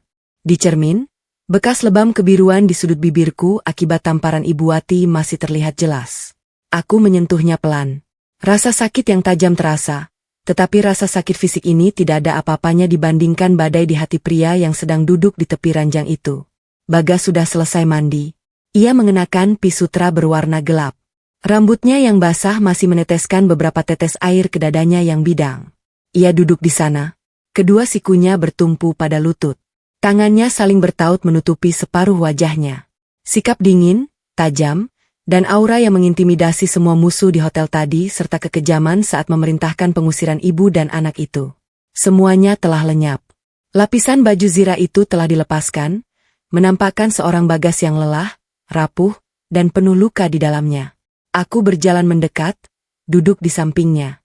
Tanpa sepatah kata pun pertanyaan, tanpa satu kalimat pun hiburan yang basa-basi, aku hanya melingkarkan tanganku di bahu lebarnya, menyandarkan daguku di lehernya. Kehangatan dari tubuhku menjalar padanya, mengisi kekosongan dingin yang sedang menyelimutinya. Bagas sedikit tersentak, lengannya terangkat, memeluk pinggangku erat, menarikku lebih dalam kepelukannya. Wajahnya terbenam di lekuk bahuku. Dan kemudian dalam keheningan kamar yang temaram, aku merasakan setetes air hangat jatuh di kulit leherku. Setetes air mata dari seorang pria. Bagas tidak pernah menangis. Sejak aku mengenalnya, mencintainya, hingga menemaninya melewati kesepakatan bisnis hidup mati. Bahkan saat dijatuhkan oleh pesaing hingga nyaris bangkrut, ia hanya akan menggeretakkan gigi, tersenyum sinis, dan berjuang sampai akhir. Namun malam ini, benteng kokoh itu telah runtuh. Air mata itu bukan karena kelemahan, melainkan karena putusnya seutas tali busur yang telah ditarik kencang selama puluhan tahun, membawa serta semua kepahitan, rasa sakit, dan kesepian mendalam dari seorang anak yang ditelantarkan. Ia memelukku begitu erat hingga aku sedikit sesak napas, tetapi aku tidak bergerak. Aku mengelus punggungnya, mendengarkan napasnya yang berat dan tersengal-sengal menyatu dengan keheningan. Aku minta maaf. Suara Bagas serak dan pecah, membawa getaran yang tak terlukiskan. Aku membiarkanmu menanggung semua sampah ini. Aku membiarkanmu dipukul karena ketidakbecusanku dalam menyelesaikan masalah dengan mereka. Jangan bicara bodoh. Aku memotongnya dengan lembut. Jari-jariku menyisir rambutnya yang basah. Aku istrimu, Mas. Aku cukup dewasa untuk mengerti dan melindungi diriku sendiri. Tapi Mas Bagas, kesabaranmu selama bertahun-tahun ini, uang yang kau berikan pada mereka bukan karena kau menghormati mereka kan? Kau mencoba membeli kedamaian, tapi itu seperti memberi darah pada lintah. Malam ini saat kau memanggil satpam untuk mengusir mereka, aku tahu kau lebih merasa sakit daripada puas. Bagas perlahan mengangkat kepala. Matanya yang hitam dan dalam memerah dipenuhi kesedihan yang luar biasa. Ia menatap kosong ke depan. Tatapannya menembus dinding masa kini, melayang kembali ke masa lalu yang kelam dan kejam yang selalu ia kunci rapat di dasar hatinya. Orang luar melihatku sebagai anak beruntung yang dibesarkan oleh ibu tiri hingga sukses. Mereka memuji-muji Ibu Wati sebagai malaikat yang merawat anak tiri suaminya. Bagas tertawa pahit, tawa yang berdarah. Tapi siapa yang tahu di balik topeng kemunafikan itu ada pukulan rotan, ada malam-malam kelaparan, ada penghinaan yang merendahkan martabat. Aku pernah mencoba membayar utang budi pada ayah dengan memberi mereka uang, untuk membuktikan bahwa anak yang dulu mereka injak-injak ini berdiri di atas banyak orang. Tapi hari ini dia berani menamparmu. Dia telah menyentuh sisikna aku. Bagas menarik napas dalam-dalam. Dadanya naik turun, tangannya menggenggam, tanganku erat, jari jemari kami bertautan. Malam ini, borok yang tersembunyi selama puluhan tahun akhirnya harus dipecahkan, nanahnya harus dikeluarkan semua agar lukanya benar-benar bisa sembuh. Biar aku ceritakan padamu. Suara Bagas menjadi berat seperti kaset tua yang perlahan memutar kembali film hitam putih yang penuh trauma. Menceritakan alasan mengapa ia bisa begitu dingin, begitu tega mengusir wanita yang berstatus sebagai ibu tirinya itu ke jalanan, tanpa sedikit pun rasa bersalah. Dan di malam yang sunyi ditiup angin musim kemarau itu, aku mendengar tentang masa lalu yang brutal, tentang kebenaran mengerikan di balik senyum manis Ibu Wati, tahun-tahun masa kecil yang diwarnai oleh kekejaman bernama Ibu Tiri. Ibu kandungku adalah wanita yang sangat cantik, khas gadis dari pedesaan Jawa. Bagas memulai ceritanya. Matanya menerawang, nadanya melembut saat menyebutkan ibu kandungnya. Ayah sangat mencintainya, tapi takdir berkata lain. Ibuku meninggal karena sakit parah saat aku baru berusia 5 tahun. Ayah sangat terpukul, seolah tidak bisa bangkit lagi. Tapi karena ada aku, beliau harus terus hidup. Beberapa tahun kemudian, karena tekanan dari keluarga besar yang ingin ada yang mengurus rumah dan merawat anak yatim piatu, ayah menikah lagi. Wanita yang melangkah masuk rumahnya tahun itu membawa senyum ramah yang palsu dan seorang anak perempuan berusia 4 tahun. Itulah Ibu Wati dan Rina. Awalnya di depan ayah, ia memainkan peran sebagai ibu teladan. Bagas menggeretakkan giginya. Kenangan itu membuat rahangnya mengeras. Dia akan mengambilkan lauk untukku, membelikanku baju baru, mengucapkan kata-kata manis yang membuat ayah percaya bahwa ia telah menemukan keluarga kedua yang sempurna. Tapi itu hanyalah sandiwara yang dibuat untuk menguras uang dan merebut kasih sayang ayah. Bagas menutup matanya. Bayangan siang hari yang terik saat ayah baru saja pergi ke sawah atau mengantar barang ke kota muncul kembali. Begitu pintu rumah tertutup, mimpi buruk bagi anak laki-laki berusia 7 tahun itu dimulai. Tirai sandiwara ibu dan anak yang penuh kasih sayang itu langsung jatuh menampakkan wajah licik ibu tiri yang kejam. Kamu pikir kamu pangeran di rumah ini? Hah? Nasi sisa dan kuah sayur di kandang ayam itu sana makan. Itulah kalimat yang ia desiskan disertai jeweran yang meninggalkan bekas biru saat Bagas berani mengambil sepotong daging di piring. Semua makanan enak, semua baju baru diberikan kepada Rina. Sedangkan Bagas, ia harus memakai baju-baju kekecilan dan sobek. Mengunyah nasi dingin dengan kecap asin. Kekejaman itu tidak hanya berhenti pada diskriminasi, tetapi meningkat menjadi kekerasan fisik dan mental. Ia menganggap Bagas sebagai duri dalam daging penghalang bagi ibu dan anak itu untuk sepenuhnya menguasai harta dan cinta ayah. Rina adalah anak manja yang mewarisi sifat jahat ibunya. Cerita Bagas. Suaranya dingin tapi penuh luka. Kalau dia ingin mainanku, dia akan merebutnya. Kalau aku melawan, dia akan menangis meraung-raung. Seketika Ibu Wati akan muncul dengan rotan di tangannya. Bagas tidak akan pernah lupa rasanya sabetan rotan di kulit tipis seorang anak kecil. Dia memukulku tanpa ampun, bekas-bekasnya membekas di punggung dan kakiku. Dia memukul di tempat yang bisa ditutupi pakaian, tidak pernah di wajah agar tidak ketahuan ayah. Sambil memukul, dia mengancamku. Kalau kamu berani mengadu pada ayahmu, aku tidak akan memberimu makan selama 3 hari. Aku akan membuatmu tidur di kandang kerbau. Dan ia benar-benar melakukannya. Ada hari-hari saat musim hujan yang dingin, suhu turun drastis. Hanya karena tidak sengaja memecahkan mangkuk, ia dikurung di gudang kayu yang gelap di belakang rumah. Tanpa selimut, tanpa lampu, seorang anak kecil gemetar kedinginan dalam gelap sambil memegangi perutnya yang kosong. Rasa sepi, takut gelap, dan dingin yang meresap ke tulang telah terukir dalam di benaknya, membentuk lapisan baja yang dingin bagi Bagas di kemudian hari. Ketika ayah pulang, ia kembali berakting menjadi ibu yang penyayang. Ia akan mengoleskan minyak angin pada bekas-bekas rotan yang ia buat sambil menangis dan berkata pada ayah, "Bagas ini nakal sekali, Mas. Tadi manjat pohon jatuh sampai lecet-lecet begini. Aku kasihan sekali. Kita harus mendidiknya dengan keras. Kalau tidak nanti jadi anak manja." Ayah, seorang pria yang sibuk mencari nafkah dan terlalu mudah percaya sepenuhnya tertipu. Aku duduk mendengarkan air mata tanpa sadar sudah mengalir deras. Tanganku mencengkeram spray. Aku tidak bisa membayangkan pria tegar dan berkuasa yang sedang memelukku ini pernah menjadi anak kurus yang menanggung siksaan sekejam itu di rumahnya sendiri. Segalanya berlangsung seperti neraka dunia. Bagas menyeka air mata di pipiku tersenyum pahit. Ia menahan semuanya karena ia pikir jika ia sudah besar, ia bisa melindungi ayah. Tetapi takdir sekali lagi dengan kejam menjegalnya. Saat ia berusia 15 tahun, satu-satunya jangkar yang menahannya untuk hidup dicabut paksa di suatu sore yang hujan. Mata Bagas menjadi gelap, napasnya memberat. Kenangan akan hari dimulainya kemandirian yang paling menyakitkan itu kembali, brutal dan berdarah. Itu sore hari di musim hujan. Hujan deras sekali. Bagas perlahan mengucapkan setiap kata. Ayah sedang dalam perjalanan mengantar barang ke kota, ditabrak oleh truk yang menyalip sembarangan. Mereka membawanya pulang terbungkus tikar. Darah bercampur dengan air hujan yang dingin. Langit bagi anak laki-laki berusia 15 tahun saat itu benar-benar runtuh. Ia berlutut di depan jenazah ayah, menangis hingga kehabisan tenaga, menangis hingga mimisan tanpa ia sadari. Tapi kamu tahu apa yang paling menakutkan? Aku menggenggam erat tangannya yang semakin dingin. Akting Ibu Wati. Sudut bibir Bagas terangkat. Senyum yang mengerikan dan pahit. Di depan kerabat dan tetangga, ia meraung-raung histeris, berguling-guling di samping peti mati, terus memanggil nama ayah. Orang-orang berusaha menenangkannya, semua iba pada wanita malang yang baru saja kehilangan suaminya. Namun malam setelah pemakaman, ketika semua kerabat sudah pulang, ia menunjukkan wujud aslinya sebagai iblis penghisap darah. Lanjut Bagas, suaranya datar.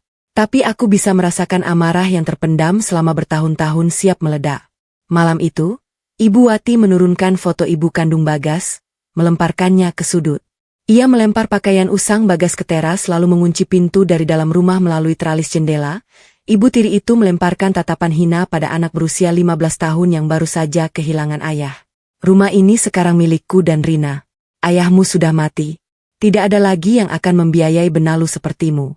Kalau kamu pintar, angkat kakimu dan pergi cari jalan hidup sendiri. Berani melangkahkan kaki ke halaman ini lagi? Akan kupatahkan kakimu. Seorang anak berusia 15 tahun tanpa uang, tanpa sanak saudara, perut lapar keroncongan, berdiri gemetar di bawah hujan dingin, menatap pintu rumah yang dibangun oleh ayahnya sendiri terkunci rapat oleh tangan wanita lain. Kekejaman yang bahkan binatang buas pun tak akan tega melakukannya pada sesamanya. Aku berjalan kaki puluhan kilometer di tengah malam menuju jalan raya Kenang Bagas. Matanya setajam silet. Aku menumpang truk pengangkut babi untuk pergi ke kota. Hari-hari pertama di ibu kota aku tidur di bawah jembatan, berebut sisa roti dengan anjing liar. Aku bekerja sebagai kuli panggul di pasar induk. Mengangkat karung-karung beras yang beratnya 2 kali lipat dari tubuh kurusku. Tanganku melepuh berdarah. Keringat bercampur dengan lumpur berbau asam. Malamnya aku mencuci piring di warung-warung kaki lima untuk mendapatkan sepiring nasi dan tempat menumpang tidur di bawah tenda robek. Bagas hidup seperti rumput liar. Diinjak-injak tetapi menolak untuk mati. Pukulan rotan di masa kecil, pengusiran kejam dari ibu tirinya dan dinginnya malam di bawah jembatan telah menempa mental bajanya. Ia meminjam buku-buku bekas dari anak-anak pemulung, belajar sendiri di bawah temaram lampu jalan. Ia bekerja seperti orang gila, tidak menolak pekerjaan halal apapun, asalkan menghasilkan uang. Dari kuli panggul, ia menjadi kernet bus, lalu belajar menjadi montir. Menabung sedikit demi sedikit untuk ikut kejar paket C darah, keringat, dan air mata telah mengkristal. Mengubah anak laki-laki lemah berusia 15 tahun itu menjadi seorang pria baja, berdarah dingin di dunia bisnis dan membangun sebuah kerajaan bisnis triliunan seperti hari ini. Ia bangkit dari lumpur dengan tangannya sendiri. Bagas menatap lurus ke mataku. Suaranya berat dan mantap. Beberapa tahun lalu saat perusahaanku mulai dikenal, entah bagaimana Ibu Wati mencium jejakku. Ia datang ke kantor kembali memainkan drama ibu yang baik hati, menangis dan berkata, merindukanku. Aku tidak mengusirnya. Bukan karena aku memaafkan, tetapi karena aku ingin ayah tenang di alam sana. Aku memberinya uang, anggap saja sebagai balas budi karena sudah merawatku beberapa tahun. Tapi keserakahan manusia tidak ada dasarnya. Fakta bahwa ia berani menamparmu telah memutus tali sedekah terakhir dariku. Aku memeluk wajah tegas suamiku, mendaratkan sebuah ciuman dalam di keningnya. Kau sudah melakukannya dengan sangat baik. Mulai sekarang kau tidak sendirian lagi. Ada aku di sini. Kita akan bersama-sama membersihkan semua orang yang tidak pantas ada di hidup kita. Malam itu, Bagas tertidur lelap di pelukanku. Sebuah tidur nyenyak yang jarang terjadi tanpa diganggu oleh hantu masa lalu. Sedangkan aku, mataku terbuka lebar menatap kegelapan. Darah di tubuhku mengalir dingin. Kesabaranku telah mati. Orang-orang sampah itu, aku bersumpah mereka harus membayar setiap bekas luka di punggung suamiku. 3 hari setelah drama memalukan di hotel dan upaya gagal menggedor gerbang di kompleks perumahan, segalanya tampak hening secara tidak wajar. Tidak ada lagi panggilan telepon yang mengganggu, tidak ada lagi penampakan Ibu Wati dan Rina. Keheningan ini bukan seperti penyesalan, melainkan seperti ular berbisa yang sedang melingkar menunggu saat yang tepat untuk melancarkan gigitan mematikan. Tapi kami bukanlah orang yang hanya duduk menunggu. Dengan sumber daya dan relasi Bagas di dunia bisnis, menyelidiki seluk-beluk kehidupan asli sang kakak ipar berlabel pengusaha itu hanyalah perkara mudah. Selesai dalam sekejap Kamis malam, aku membawa sepiring buah yang sudah dikupas ke ruang kerja Bagas. Di atas meja kayu raksasa ada sebuah map kuning yang baru saja diantarkan oleh asisten kepercayaannya. Bagas melempar map itu ke meja, bersandar di kursinya. Matanya menunjukkan penghinaan yang mendalam. Lihatlah, sayang. Inilah esensi dari kalangan atas yang selalu dibanggakan kakakku itu. Aku meletakkan piring buah, mengambil map itu, dan membukanya. Di dalamnya ada dokumen investigasi yang detail, lengkap dengan foto, rekening koran, dan surat-surat utang yang nama pemberi pinjamannya disamarkan. Tapi stempel merah dari sebuah perusahaan keuangan yang sebenarnya adalah organisasi rentenir terkenal terlihat jelas. Pertama adalah kebenaran tentang perceraian Rina 3 tahun lalu. Saat itu Rina menggembar-gemborkan kepada semua kerabat bahwa keluarga mantan suaminya terlalu kampungan, mengekang, dan suaminya tidak punya ambisi, sehingga ia berinisiatif menceraikannya untuk merantau ke kota dan membangun bisnis. Bagas karena menjaga muka, memberinya modal untuk membuka spa dan membelikannya mobil Mercedes secara kredit agar ia bisa memulai hidup baru. Namun, kebenaran yang terungkap di foto-foto itu begitu menjijikkan. Foto dari kamera CCTV sebuah motel kumuh di pinggiran kota merekam adegan Rina digerebek oleh keluarga mantan suaminya, ditelanjangi dan diseret di tanah. Ia tertangkap basah sedang berduaan di kamar dengan seorang pemuda tanggung yang bekerja sebagai penata rambut. Keluarga mantan suaminya yang murka mengusirnya dari rumah dengan tangan kosong, tanpa diizinkan membawa harta apapun termasuk hak asuh anak. Kebenaran ini ditutupi dengan rapi berkat mulut licin Ibu Wati. Aku membuka halaman kedua dan inilah bom yang sesungguhnya. Judi. Aku mengerutkan kening membaca deretan transaksi bank. Bagas tersenyum pahit memutar-mutar pulpen di tangannya. Benar. Spa yang sepi itu hanya kedok. Dia menggunakan status pengusaha, mobil mewah, dan barang bermerek untuk bergaul dengan ibu-ibu sosialita. Lalu terjerumus ke dalam lingkaran judi online. Uang yang aku berikan habis di meja judi. Surat-surat utang dengan bunga mencekik itu buktinya. Gali lubang tutup lubang. Dia sudah tenggelam terlalu dalam di lumpur utang rentenir dan angka terakhir di halaman paling bawah membuatku bergidik. 500 juta rupiah. Para rentenir ini bukan kelas tri. Analisis Bagas dengan tenang. Suaranya sedingin membaca laporan keuangan. Mereka sudah tahu latar belakang Rina. Tahu dia punya adik laki-laki seorang direktur kaya. Makanya mereka berani memberinya pinjaman sampai sebesar itu. Sekarang tenggat waktu pembayaran sudah tiba. Kalau tidak bisa menyediakan 500 juta dalam sebulan ke depan, mereka mengancam Yasleh. Limon akan datang ke rumah untuk memotong tangannya, menyiram cat, dan menyebarkan foto-foto telanjangnya di media sosial. Aku seketika mengerti semuanya. Sikap pamer dan angku di Hotel Tempo Hari serta kepanikan saat membuat keributan di depan gerbang rumah kami. Bukan hanya kesombongan biasa, itu adalah kepanikan orang yang sudah terpojok. Mereka panik karena satu-satunya tambang emas mereka akan ditutup sementara kematian mengintai di depan mata. Kebencian mereka padaku hanyalah karena aku secara tidak sengaja merusak topeng mereka dan menghancurkan rencana mereka untuk memeras uang. Jadi pesta syukuran itu hanya alasan. Tujuan sebenarnya adalah membuatmu senang lalu meminta uang untuk membayar utang. Kataku sambil menutup map itu. Rasa jijik yang luar biasa muncul di hatiku. Tepat sekali, Bagas mengangguk. Matanya memancarkan kilat mematikan. Tapi rencana mereka dihancurkan olehmu dan tamparan ibunya secara resmi telah menutup pintu kehidupan mereka. 500 juta bukan jumlah yang besar bagiku. Tapi untuk orang-orang tak tahu balas budi itu, sebesar pun tidak akan aku berikan. Lalu apa yang akan mereka lakukan selanjutnya? Tanyaku. Anjing yang terpojok pasti akan menggigit membabi buta. Bagas berdiri berjalan memeluk bahuku dari belakang. Ia menatap keluar jendela yang gelap. Suaranya memancarkan ketajaman seekor serigala pemimpin yang sudah menyiapkan perangkap. Biarkan saja mereka menggigit. Semakin mereka meronta, lumpur hisap akan semakin menelan mereka. Sebentar lagi adalah haul ayah. Itu akan menjadi panggung yang paling sempurna bagi mereka untuk memainkan kartu terakhir mereka. Dan kita hanya perlu duduk, menonton drama, dan meruntuhkan semuanya. Beberapa minggu berlalu, ketenangan palsu menyelimuti kehidupan kami seperti kabut tipis sebelum fajar. Ibu Wati dan Rina menghilang tanpa jejak. Tidak ada panggilan telepon, tidak ada gangguan. Orang luar mungkin akan berpikir mereka sudah tahu malu dan mundur. Tetapi kami berdua tahu dengan utang 500 juta yang menggantung seperti bom waktu, keheningan ini hanyalah jeda bagi si ibu tiri licik untuk mempersiapkan serangan manipulasi psikologis yang paling kejam. Waktunya akhirnya tiba. Bulan Ramadan. Cuaca Jakarta yang panas dan lembab membuat orang mudah merasa gerah dan tidak nyaman. Dan saat itu adalah haul ke-10 ayah Bagas. Pukul malam saat kami baru saja selesai makan, ponsel Bagas bergetar terus-menerus di atas meja. Sebuah nomor tak dikenal. Bagas melirik deretan angka itu. Sudut bibirnya menyunggingkan senyum tipis yang familiar. Ia tidak langsung mengangkatnya, membiarkannya berdering sampai panggilan pertama berakhir. Pada panggilan kedua, barulah ia dengan santai menggeser layar dan menyalakan pengeras suara. Halo, suara Bagas dingin.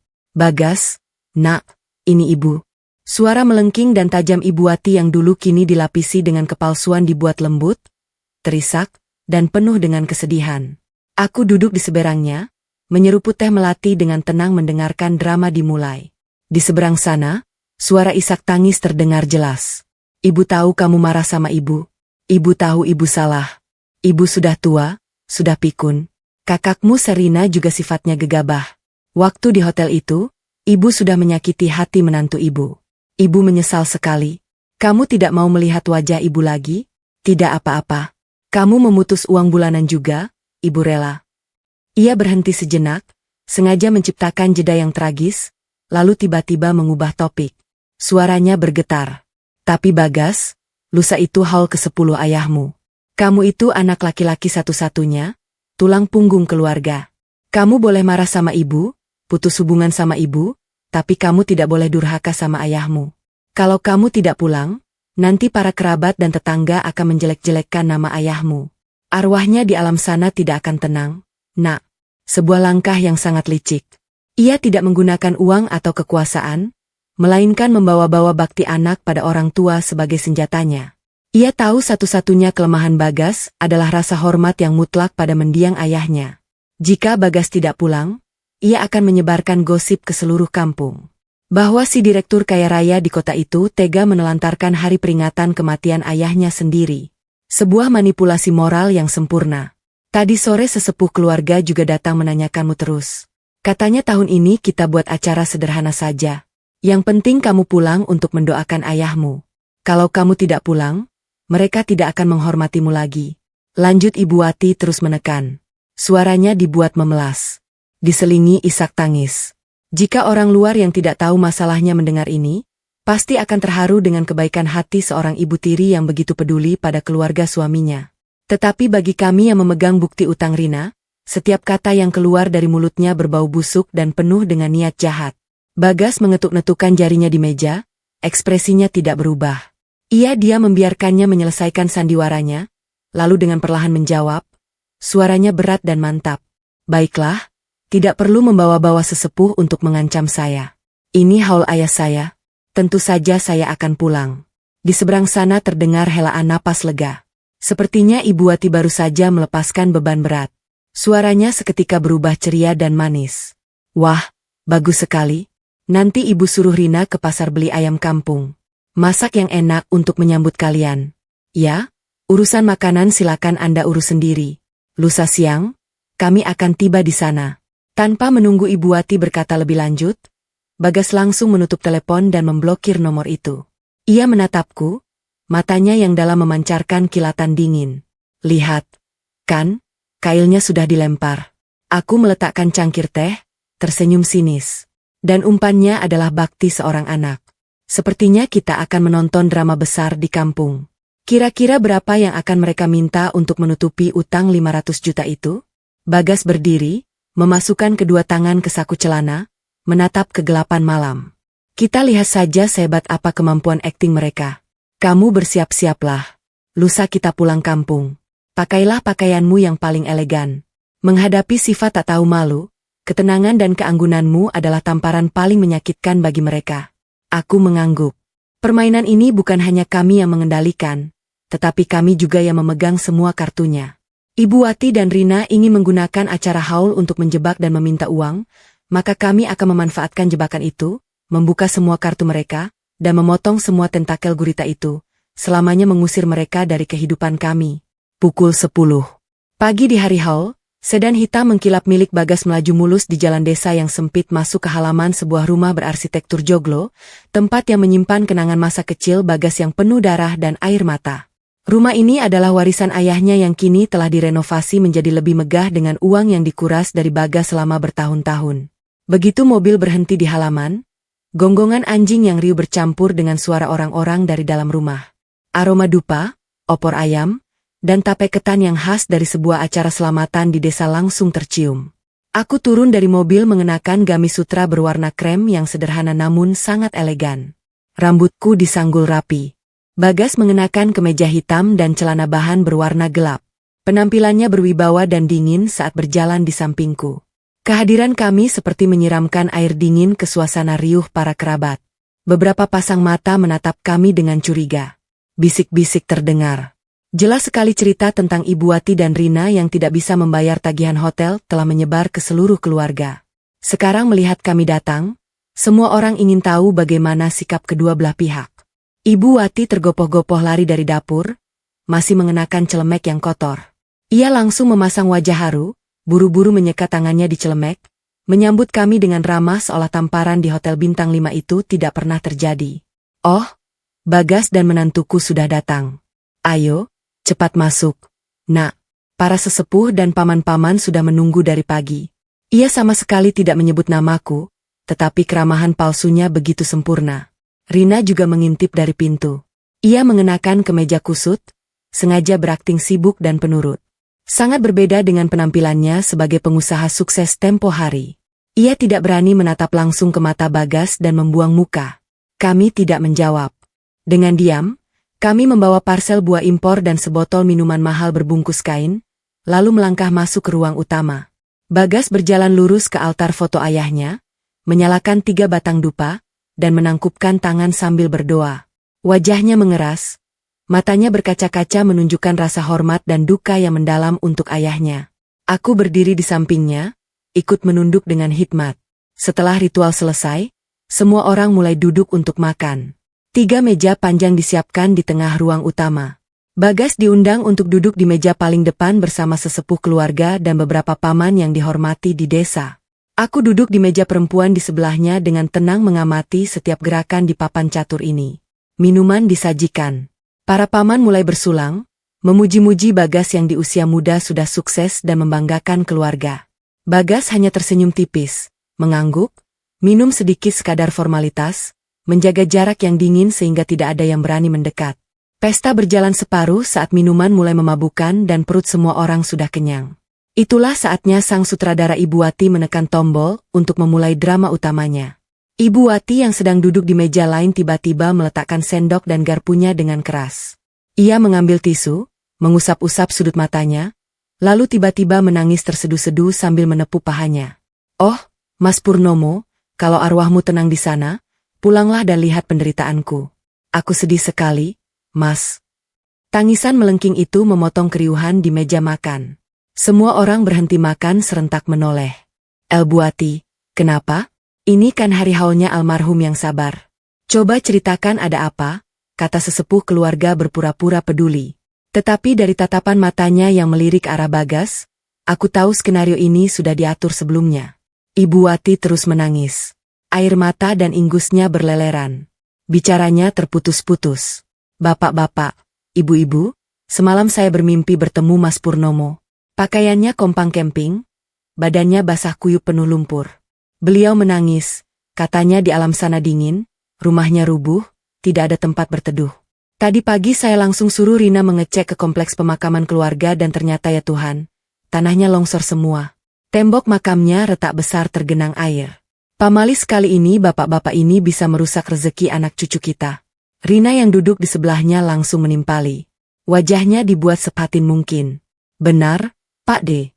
Bude, tadi saya lihat sendiri sampai sakit perut rasanya. Makam ayah dibangun 10 tahun lalu. Waktu itu kami masih susah, jadi hanya dibangun pakai bata biasa. Sekarang akar-akar pohon sudah menembus pondasinya. Kalau dibiarkan begini, arwah ayah tidak akan tenang dan jalan rezeki anak cucu, terutama Mas Bagas, pasti akan kena sial." Drama itu didorong ke puncaknya dengan menggunakan ketakutan spiritual yang sangat berpengaruh bagi orang-orang tua di desa. Isu makam longsor dan rezeki terganggu adalah masalah besar. Ibu Wati menggunakan kematian dan masa depan Bagas sebagai senjata untuk serangan psikologis. Semua orang berbisik-bisik, mengangguk-angguk seolah masalahnya sangat serius. Aku duduk memegang cangkir teh, meniup uapnya perlahan. Sudut bibirku menyembunyikan rasa jijik yang luar biasa. Makam longsor paling-paling hanya retakan plester biasa yang dibesar-besarkan oleh ibu dan anak itu menjadi bencana spiritual. Tapi aku tidak angkat bicara karena aku tahu ini baru pemanasan. Perangkap yang sesungguhnya baru akan diungkap oleh para kerabat yang menjadi antek mereka. Ruang utama menjadi hening dipenuhi nuansa spiritualitas palsu. Sesepuh keluarga, seorang pria botak yang berpenampilan bijaksana tetapi matanya penuh perhitungan, berdeha memecah kesunyian. Ia menoleh lurus ke arah Bagas. Nadanya seperti orang tua yang menasihati. "Bagas, apa yang dikatakan ibumu itu benar? Kalau makam leluhur terawat, anak cucu baru bisa sukses. Kamu sekarang sudah jadi direktur di kota. Uangmu banyak, mobil miliaran, rumah mewah. Kesuksesanmu itu sebagian juga karena berkah dari leluhur, karena doa ayahmu. Kamu tidak boleh membiarkan makam ayahmu rusak dan tergenang air seperti itu. Nanti orang luar lihat, mereka akan menertawakanmu. Anak kaya raya tapi durhaka membiarkan ayahnya tidur di tempat becek." Seorang paman di sebelahnya ikut menambahkan sambil menaruh sepotong ayam di piring Bagas. "Betul itu, Nak. Urusan gaib tidak bisa dibuat main-main. Paman sudah pikirkan tanah pemakaman keluarga kita kan luas. Sekalian saja perbaiki makam ayahmu. Kamu bangun ulang seluruh kompleks pemakaman keluarga kita biar megah. Buat dari batu pualam, ukir naga dan garuda biar mewah. Kamu punya uang, kamu yang keluarkan. Nanti kamu juga yang akan paling banyak dapat berkahnya." Bagas masih duduk tak bergerak. Punggungnya tegap bersandar di kursi kayu. Wajahnya tidak menunjukkan emosi apapun. Matanya menyapu wajah-wajah yang sedang bersekongkol itu. Melihat Bagas diam, Ibu Wati mengira ia sudah goyah karena tekanan keluarga dan rasa baktinya. Ia kembali terisak, mengusap air mata, dan menyampaikan tujuan akhir dari sandiwara ini. Ibu ini sudah tua, sudah tidak kuat lagi, hidup juga tidak akan lama lagi. Tapi demi cintaku pada ayahmu, ibu akan mengurus semua pembangunan ini. Kamu kan direktur di kota, sibuk sekali. Mana ada waktu pulang ke desa mengurus proyek. Biar sesepuh keluarga yang perkirakan biayanya berapa. Nanti kamu siapkan saja. Sesepuh itu berdaha menepuk pahanya seolah sudah menghitung semuanya. Saya sudah tanya-tanya ke pengrajin batu di Tulungagung. Untuk skala sebesar itu, ditambah biaya tukang dan selamatan, paling tidak butuh 650 juta rupiah. Bagi kamu R50 juta itu mungkin kecil. Tapi bagi arwah ayahmu, itu adalah bukti bakti yang luar biasa. Kamu transfer saja uangnya langsung ke rekening ibumu. Biar beliau yang di rumah mengurus semuanya, memanggil tukang beli bahan biar lebih terpercaya, tidak hilang-hilang kalau lewat tangan orang lain. Rina langsung menimpali. Suaranya dibuat semanis mungkin. Benar, Mas Bagas. Transfer saja uangnya ke ibu. Nanti aku juga akan cuti sebulan dari spa untuk bantu-bantu ibu di sini. Ini urusan ayah. Kami tidak akan hitung-hitungan tenaga. Yang penting Mas yang biayai. Sisanya biar kami yang kerjakan.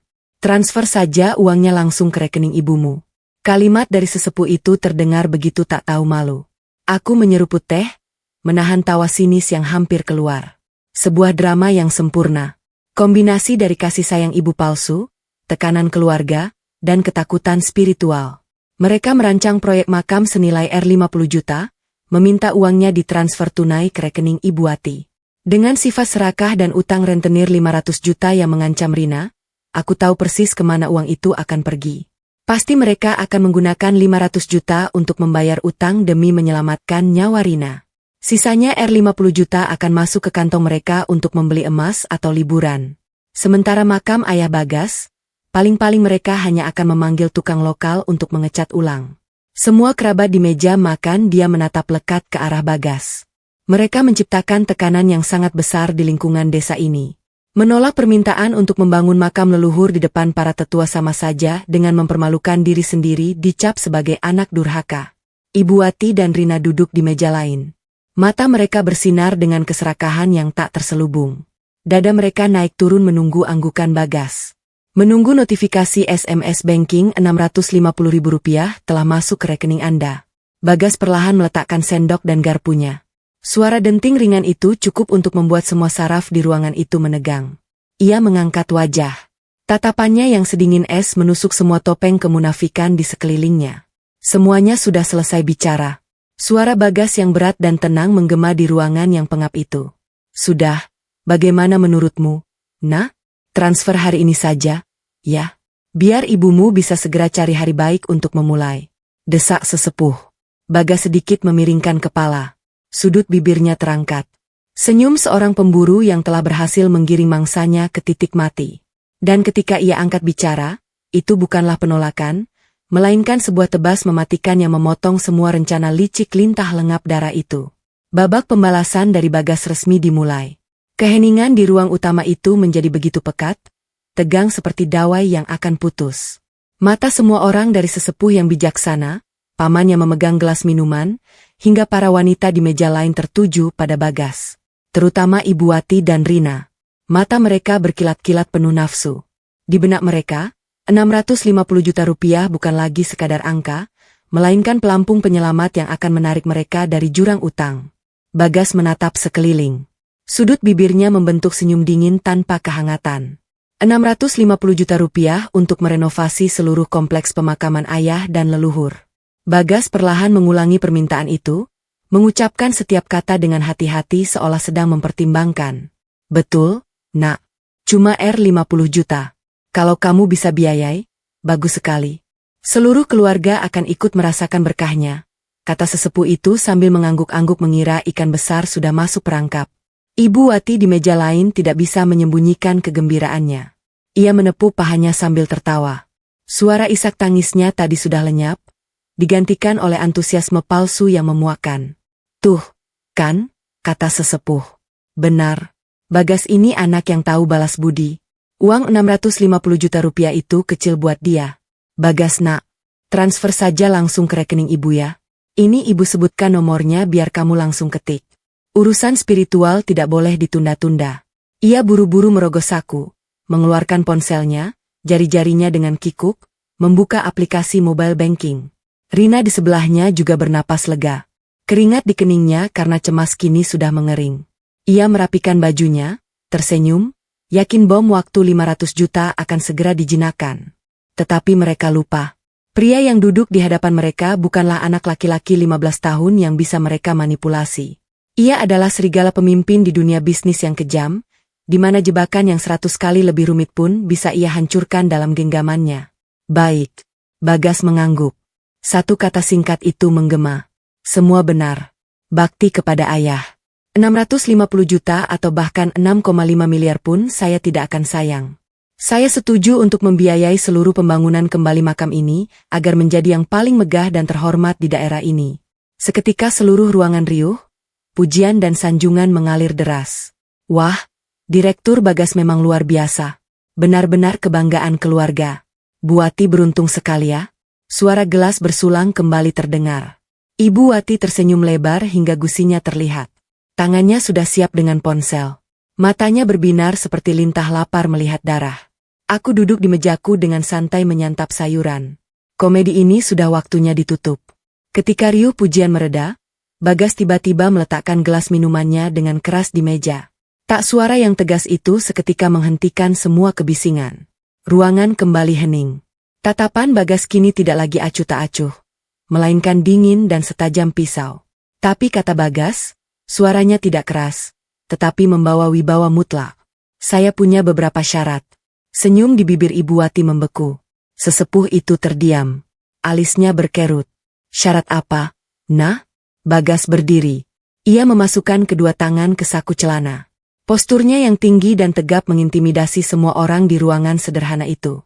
Pertama, kata Bagas dengan lantang, matanya menatap lurus ke wajah Ibu Wati yang mulai pucat.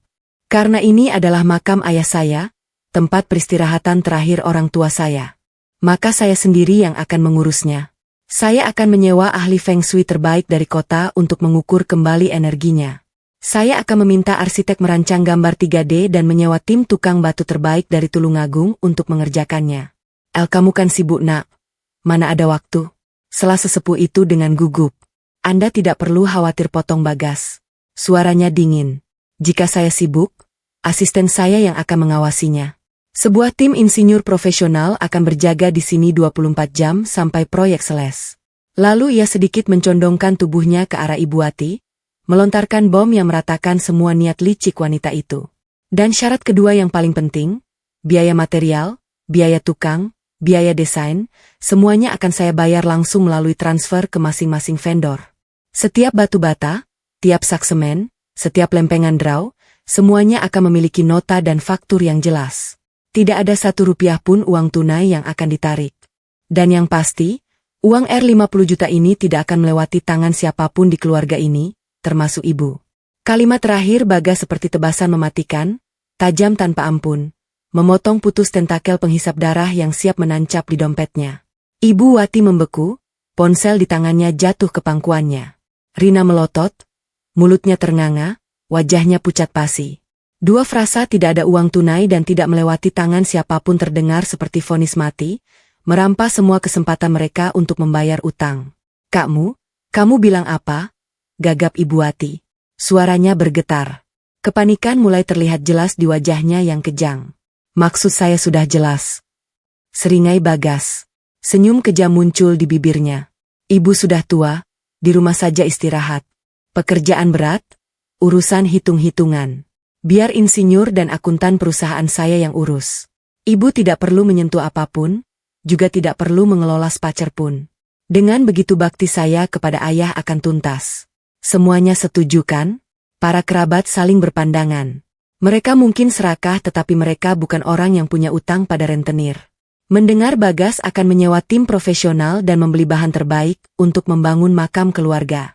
Mereka merasa itu sangat masuk akal. Tidak ada alasan untuk menolak. Sesepuh itu mengangguk. Ya, kalau rencanamu seperti itu juga bagus. Lebih hati-hati. Tidak boleh. Tiba-tiba sebuah teriakan melengking terdengar merobek keheningan. Itu Rina.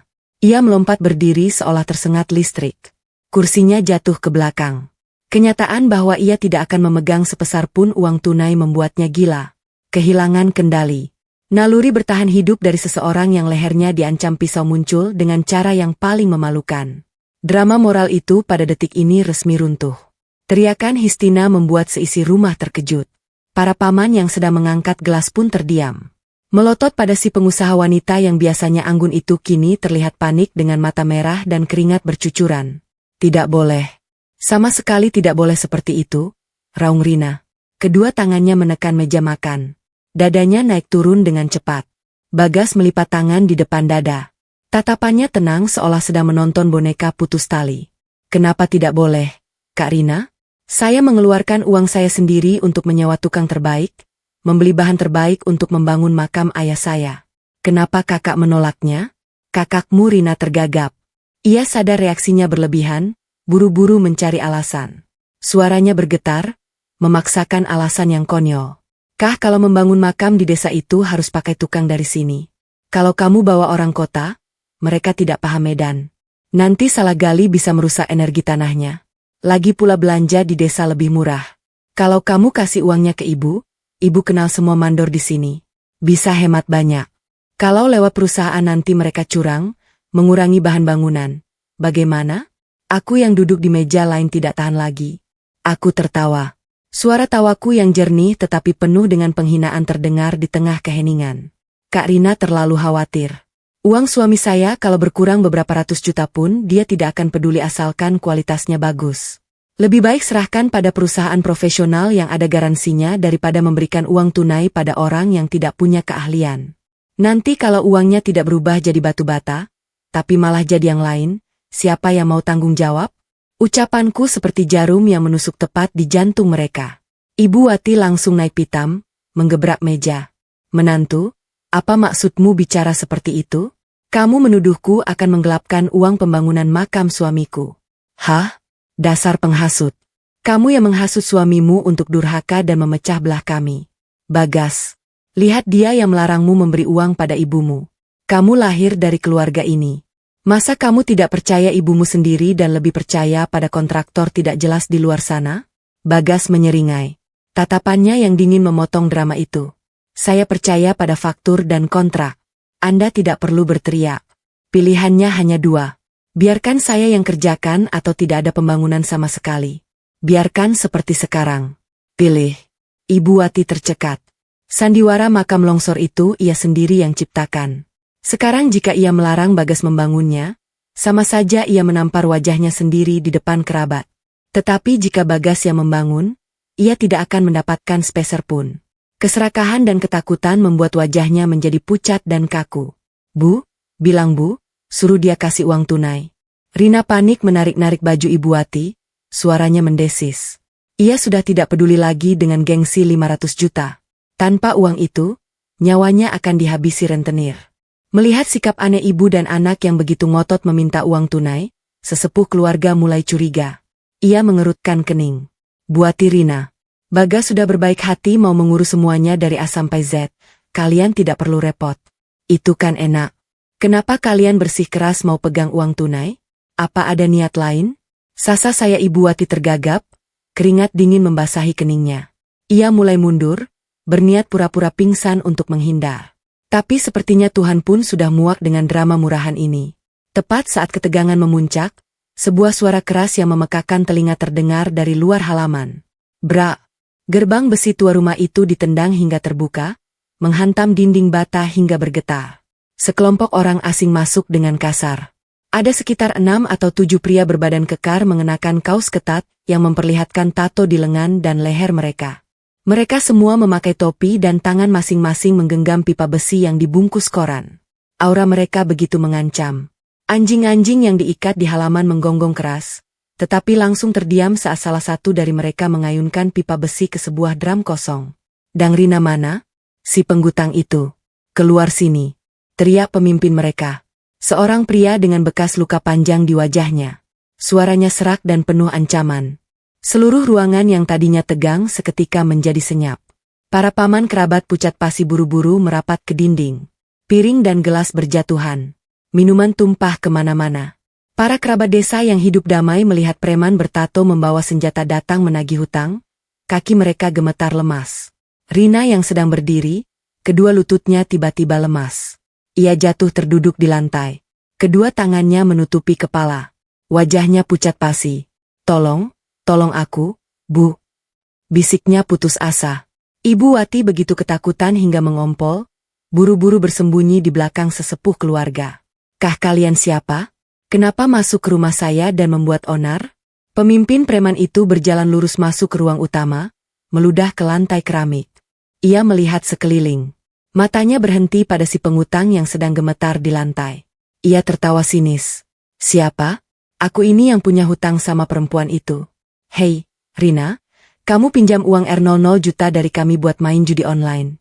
Bunga berbunga, sekarang totalnya jadi R00 juta. Hari ini jatuh tempo. Kamu janji hari ini ada acara keluarga. Adikmu yang direktur itu pulang. Kamu akan minta uang darinya untuk bayar kami. Mana uangnya? Keluarkan.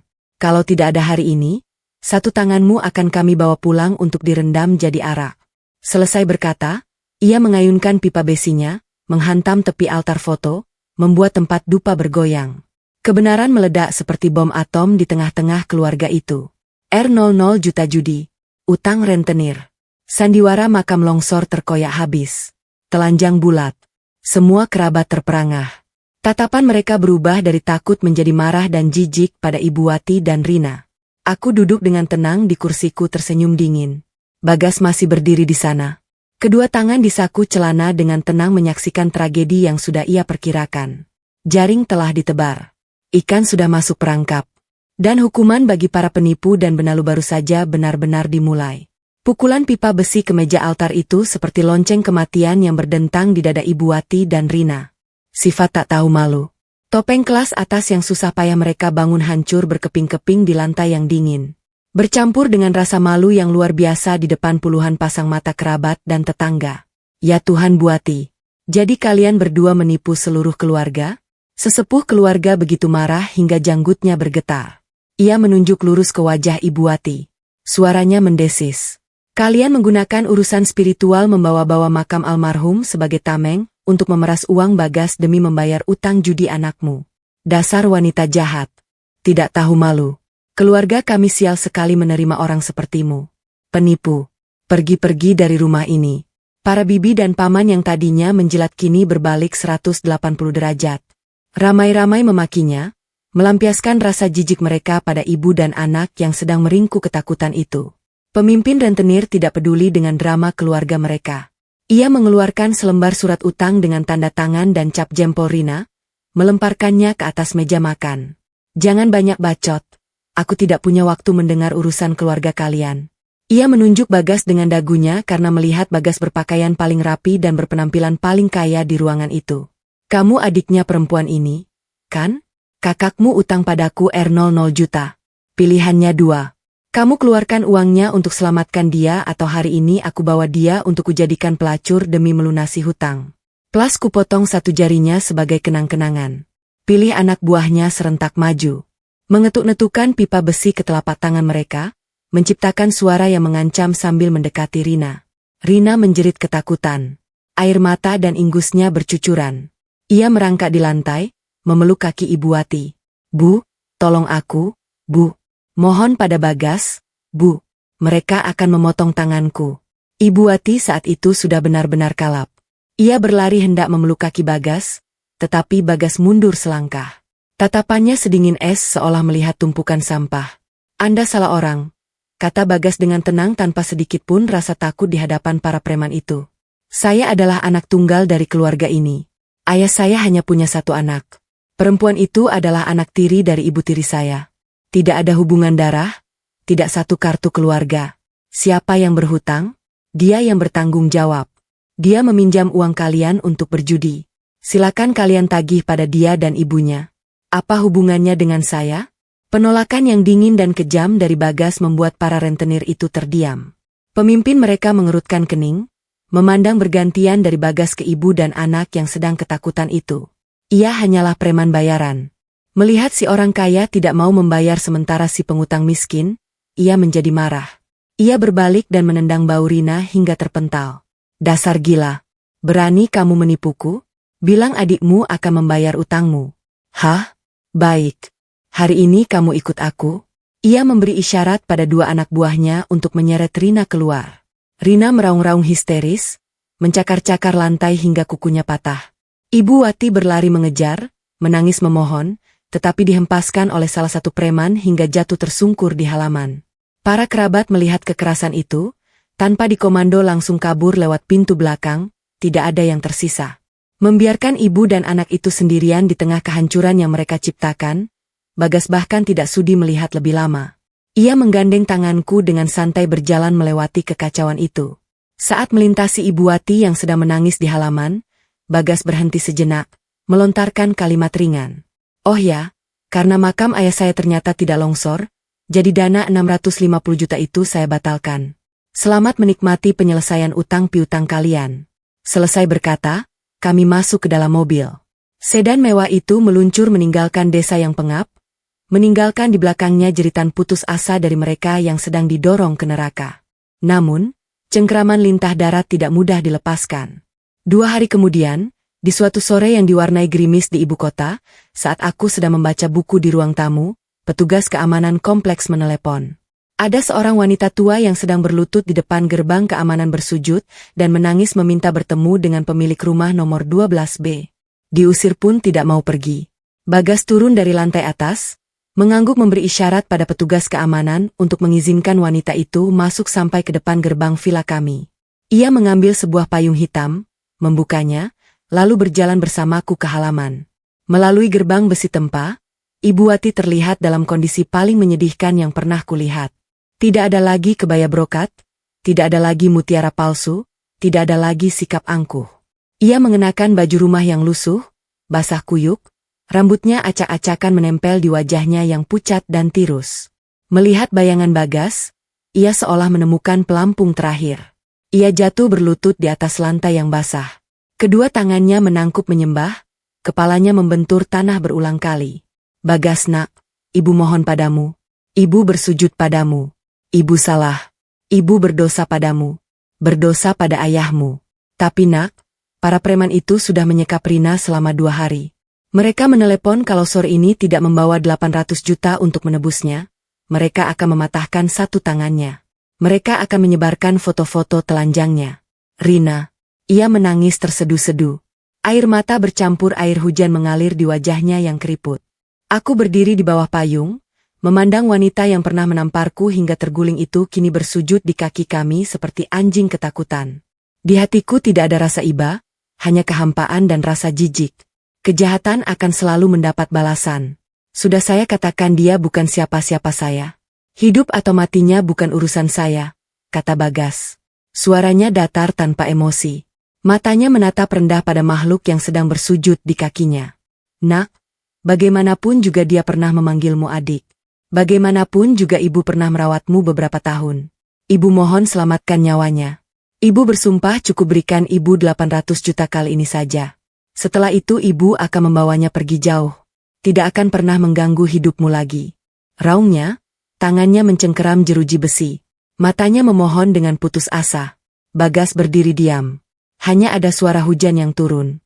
Setelah hening yang terasa begitu lama, Bagas sedikit memiringkan payungnya. Sudut bibirnya membentuk senyum dingin yang kejam. Menyelamatkannya. Baiklah. Bagas mengucapkan setiap kata setajam silet. 800 juta untuk nyawa putrimu itu bukan masalah bagiku. Tapi aku tidak melakukan ini secara gratis. Kau harus membayar harganya. Harga yang setimpal untuk menebus belasan tahun hidupku di neraka yang kau ciptakan. Mata Bagas menjadi gelap. Vonis pembalasan terakhir bernama putus hubungan secara resmi dibuka. Hujan masih terus turun. Membersihkan debu kota. Tetapi tidak bisa membersihkan kotoran di dalam hati mereka yang terpojok. Ibu Wati mengangkat wajahnya yang sembab, menatap Bagas, mendengar kata membayar harga, tubuhnya gemetar. Tetapi naluri untuk menyelamatkan putrinya membuatnya mengangguk dengan cepat. Baik, baik, harga apun akan ibu bayar, asalkan kamu selamatkan Rina. Apun akan ibu lakukan. Bagas menoleh padaku, mengangguk pelan. Aku mengerti. Mengeluarkan ponsel dan menelepon pengacara perusahaan yang sudah disiapkan oleh Bagas sebelumnya. 15 menit kemudian, sebuah mobil sedan berhenti di depan gerbang. Pengacara itu turun membawa sebuah map anti-air. Bagas menyuruh petugas keamanan membuka gerbang, tetapi ia tidak mempersilakan Ibu Wati masuk. Sampah tidak boleh melewati ambang pintu kebersihan. Ia berdiri di teras yang beratap, menatap wanita yang sedang bangkit dengan susah payah. Pengacara mengeluarkan 2 bundel dokumen tebal. Bacalah. Kalau Anda setuju dan tanda tangan, uang akan langsung ditransfer ke rentenir itu untuk menebus putri Anda dalam 30 menit. Suara Bagas sedingin es. Ibu Wati dengan gemetar mendekat. Tangannya yang kotor membuka halaman pertama, tetapi ia buta huruf hukum. Tulisan-tulisan itu membuatnya pusing. Ini apa, Nah? Ibu tidak mengerti. Bagas menyeringai. Biar saya jelaskan. Ada 2 perjanjian. Yang pertama, ia menunjuk dokumen pertama adalah surat pernyataan pemutusan hubungan. Di sini tertulis, sejak Anda tanda tangan, Anda dan putri Anda selamanya tidak punya hubungan apapun dengan saya. Bukan ibu anak, bukan kakak adik. Dilarang mendekati, menelepon, atau mengganggu keluarga saya dalam bentuk apapun. Jika melanggar, rekaman pengakuan kalian menipu dan berjudi beserta bukti perusakan properti akan langsung saya serahkan ke polisi. Kalian berdua akan membusuk di penjara. Ibu Wati menelan ludah. Wajahnya semakin pucat, tetapi nyawa Rina di ujung tanduk, ia mengangguk pasrah. Baik, Ibu tanda tangan.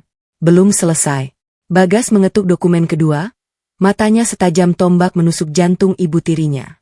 Ini adalah akta jual beli rumah dan tanah di desa warisan ayah saya yang sedang Anda tempati.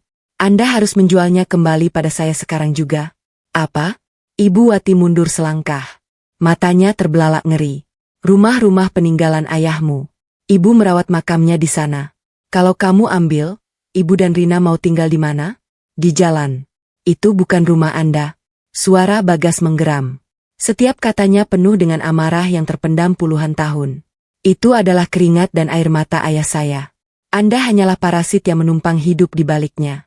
Saya hargai tanah dan rumah itu 1,3 miliar rupiah sesuai harga pasar. Dipotong R juta untuk utang putri Anda. Dipotong lagi R juta untuk biaya yang sudah saya keluarkan untuk Anda selama ini. Anda akan menerima bersih 300 juta rupiah. Pegang uang itu. Anda dan putri Anda angkat kaki dari desa itu dari hadapan saya. Selamanya jangan pernah kembali. Dalam 24 jam setelah tanda tangan, bereskan semua sampah kalian dan pergi dari rumah itu. Jangan sampai saya yang harus menyuruh orang untuk membuang barang-barang kalian ke jalan. Ibu Wati jatuh terduduk, menangis meraung-raung. 300 juta memang terdengar banyak, tetapi kehilangan rumah yang nyaman, kehilangan pegangan hidup, diusir dengan kap sebagai penjudi yang diburu rentenir. Bagaimana mereka akan bertahan hidup? Ini bukan penyelamatan. Ini adalah hukuman paling kejam. Mendorong mereka keluar dari zona nyaman, mencabut alat mereka untuk menjadi benalu, memaksa mereka untuk bertahan hidup dengan tangan mereka sendiri. Nak, ampuni Ibu, Nak. Ibu mohon kalau rumah diambil, Ibu mau tinggal di mana? Ratapnya putus asa. Saya beri Anda 3 detik. Bagas mengeluarkan ponselnya, menyalakan stopwatch. 3, 2, aku tanda tangan. Aku tanda tangan. Ketakutan akan kematian putrinya mengalahkan sisa keserakahannya. Ibu Wati dengan gemetar mengambil pulpen dari pengacara. Air matanya menetes di atas kertas. Ia membubuhkan tanda tangannya, membubuhkan cap jempolnya. Setiap goresan pena adalah pisau yang memotong tentakel penghisap darah yang telah menancap di kehidupan Bagas selama belasan tahun. Setelah selesai, pengacara segera membereskan dokumen. Bagas menelepon memerintahkan transfer 800 juta ke rekening rentenir. Transaksi berhasil. Nyawa Rina telah ditebus. Ia juga mentransfer 300 juta ke rekening Ibu Wati. Selesai, kata Bagas sambil memasukkan ponsel ke sakunya. Matanya menatap dingin pada wanita yang tersungkur di bawah. Mulai detik ini hubungan kita putus. Ingat, 24 jam untuk berkemas. Jika lusa saya pulang kampung dan masih melihat wajah Anda di sana, jangan salahkan saya jika bertindak kejam. Bagas menggandeng tanganku, berbalik masuk ke dalam rumah. Pintu kayu yang berat perlahan tertutup. Di luar hujan masih turun deras berpadu dengan suara tangis pilu penuh penyesalan dan kehinaan dari wanita yang pernah berpikir ia bisa memanipulasi dunia dengan air mata. Permainan telah berakhir dan si jahat telah membayar harga yang sangat mahal. Hari-hari berikutnya semuanya berjalan cepat dan tegas. Para rentenir setelah menerima uang melepaskan Rina di pinggir jalan dalam kondisi babak belur dan trauma. Ibu Wati dan Rina dengan uang 300 juta di tangan dan rasa malu yang luar biasa di hadapan seluruh desa, buru-buru berkemas dan meninggalkan rumah itu di tengah malam. Tidak ada yang tahu kemana mereka pergi. Ada yang bilang mereka kabur keluar pulau untuk bekerja. Ada yang bilang mereka pindah ke kota lain. Bagi kami itu tidak lagi penting. Tumor ganas itu telah diangkat dan kehidupan kami memulai proses penyembuhan. Bulan Oktober, langit Jakarta cerah. Angin sepoi-sepoi berhembus lembut. Sedan Lexus milik Bagas kembali melaju di jalanan desa yang sempit itu. Tetapi kali ini tidak ada lagi rasa sesak, tidak ada lagi kebencian. Kami pulang untuk melihat hasil kerja. Kompleks pemakaman ayah Bagas kini telah dibangun ulang sepenuhnya. Terletak di atas tanah yang lebih tinggi dan lapang. Makam itu terbuat dari batu pualam utuh dengan ukiran teratai yang indah. Segalanya tampak megah, agung, dan sangat bersih. Tidak ada lagi tangisan palsu, tidak ada lagi keributan penuh niat jahat. Hanya ada suara angin yang berdesir di antara pepohonan dan aroma dupa yang harum. Bagas mengenakan kemeja putih sederhana berlutut di depan nisan ayahnya. Dengan kain lembut, ia membersihkan debu-debu halus di atas ukiran nama. Ia tidak menangis, tetapi matanya memancarkan ketenangan yang luar biasa. Beban berat yang menghimpit dadanya selama bertahun-tahun akhirnya terangkat. Ia telah merebut kembali rumah kenangan ayahnya, telah menunaikan baktinya dengan usahanya sendiri. Dan yang terpenting, ia telah menuntut keadilan bagi masa kecilnya yang penuh derita. Ayah Bagas sudah membersihkan semuanya, bisiknya pelan. Mulai sekarang istirahatlah dengan tenang. Aku akan hidup dengan sangat bahagia agar ayah di surga sana bisa bangga. Aku berdiri di sampingnya, menunduk hormat pada ayah mertuaku. Angin sepau-sepau menerbangkan ujung pakaianku, membawa perasaan hangat seolah ada seseorang yang sedang tersenyum merestui dari atas sana. Sore harinya kami kembali ke villa kami di Jakarta. Cahaya lampu kuning dari dalam rumah memancarkan kehangatan dan kedamaian yang sejati. Tidak ada lagi gedoran pintu, tidak ada lagi telepon yang meminta-minta. Pintu rumah tertutup, mengunci semua hiruk pikuk dunia luar. Bagas sedang di dapur membuatkan segelas susu hangat untukku. Ia adalah seorang direktur yang disegani di dunia bisnis. Tetapi di rumah, ia hanyalah seorang suami yang penuh perhatian. Aku berjalan mendekat, melingkarkan tanganku di pinggangnya dari belakang, menyandarkan pipiku di punggungnya yang lebar dan kokoh. Mas Bagas, panggilku pelan. Suaraku bergetar manis. Iya, sayang. Bagas berbalik, memelukku dan mendaratkan sebuah ciuman di keningku.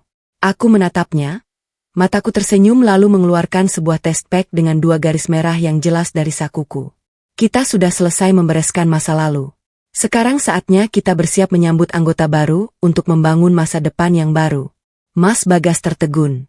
Matanya yang hitam dan dalam terbelalak menatap benda kecil di tanganku. Napasnya tercekat. Lalu tiba-tiba ia tertawa. Tawa paling cerah, paling bahagia, dan paling lepas yang pernah kulihat selama aku mengenalnya. Ia memelukku erat, mengangkatku dari lantai, memutar tubuhku di tengah ruangan yang terang benderang. Setetes air mata kebahagiaan mengalir di pipi pria baja itu.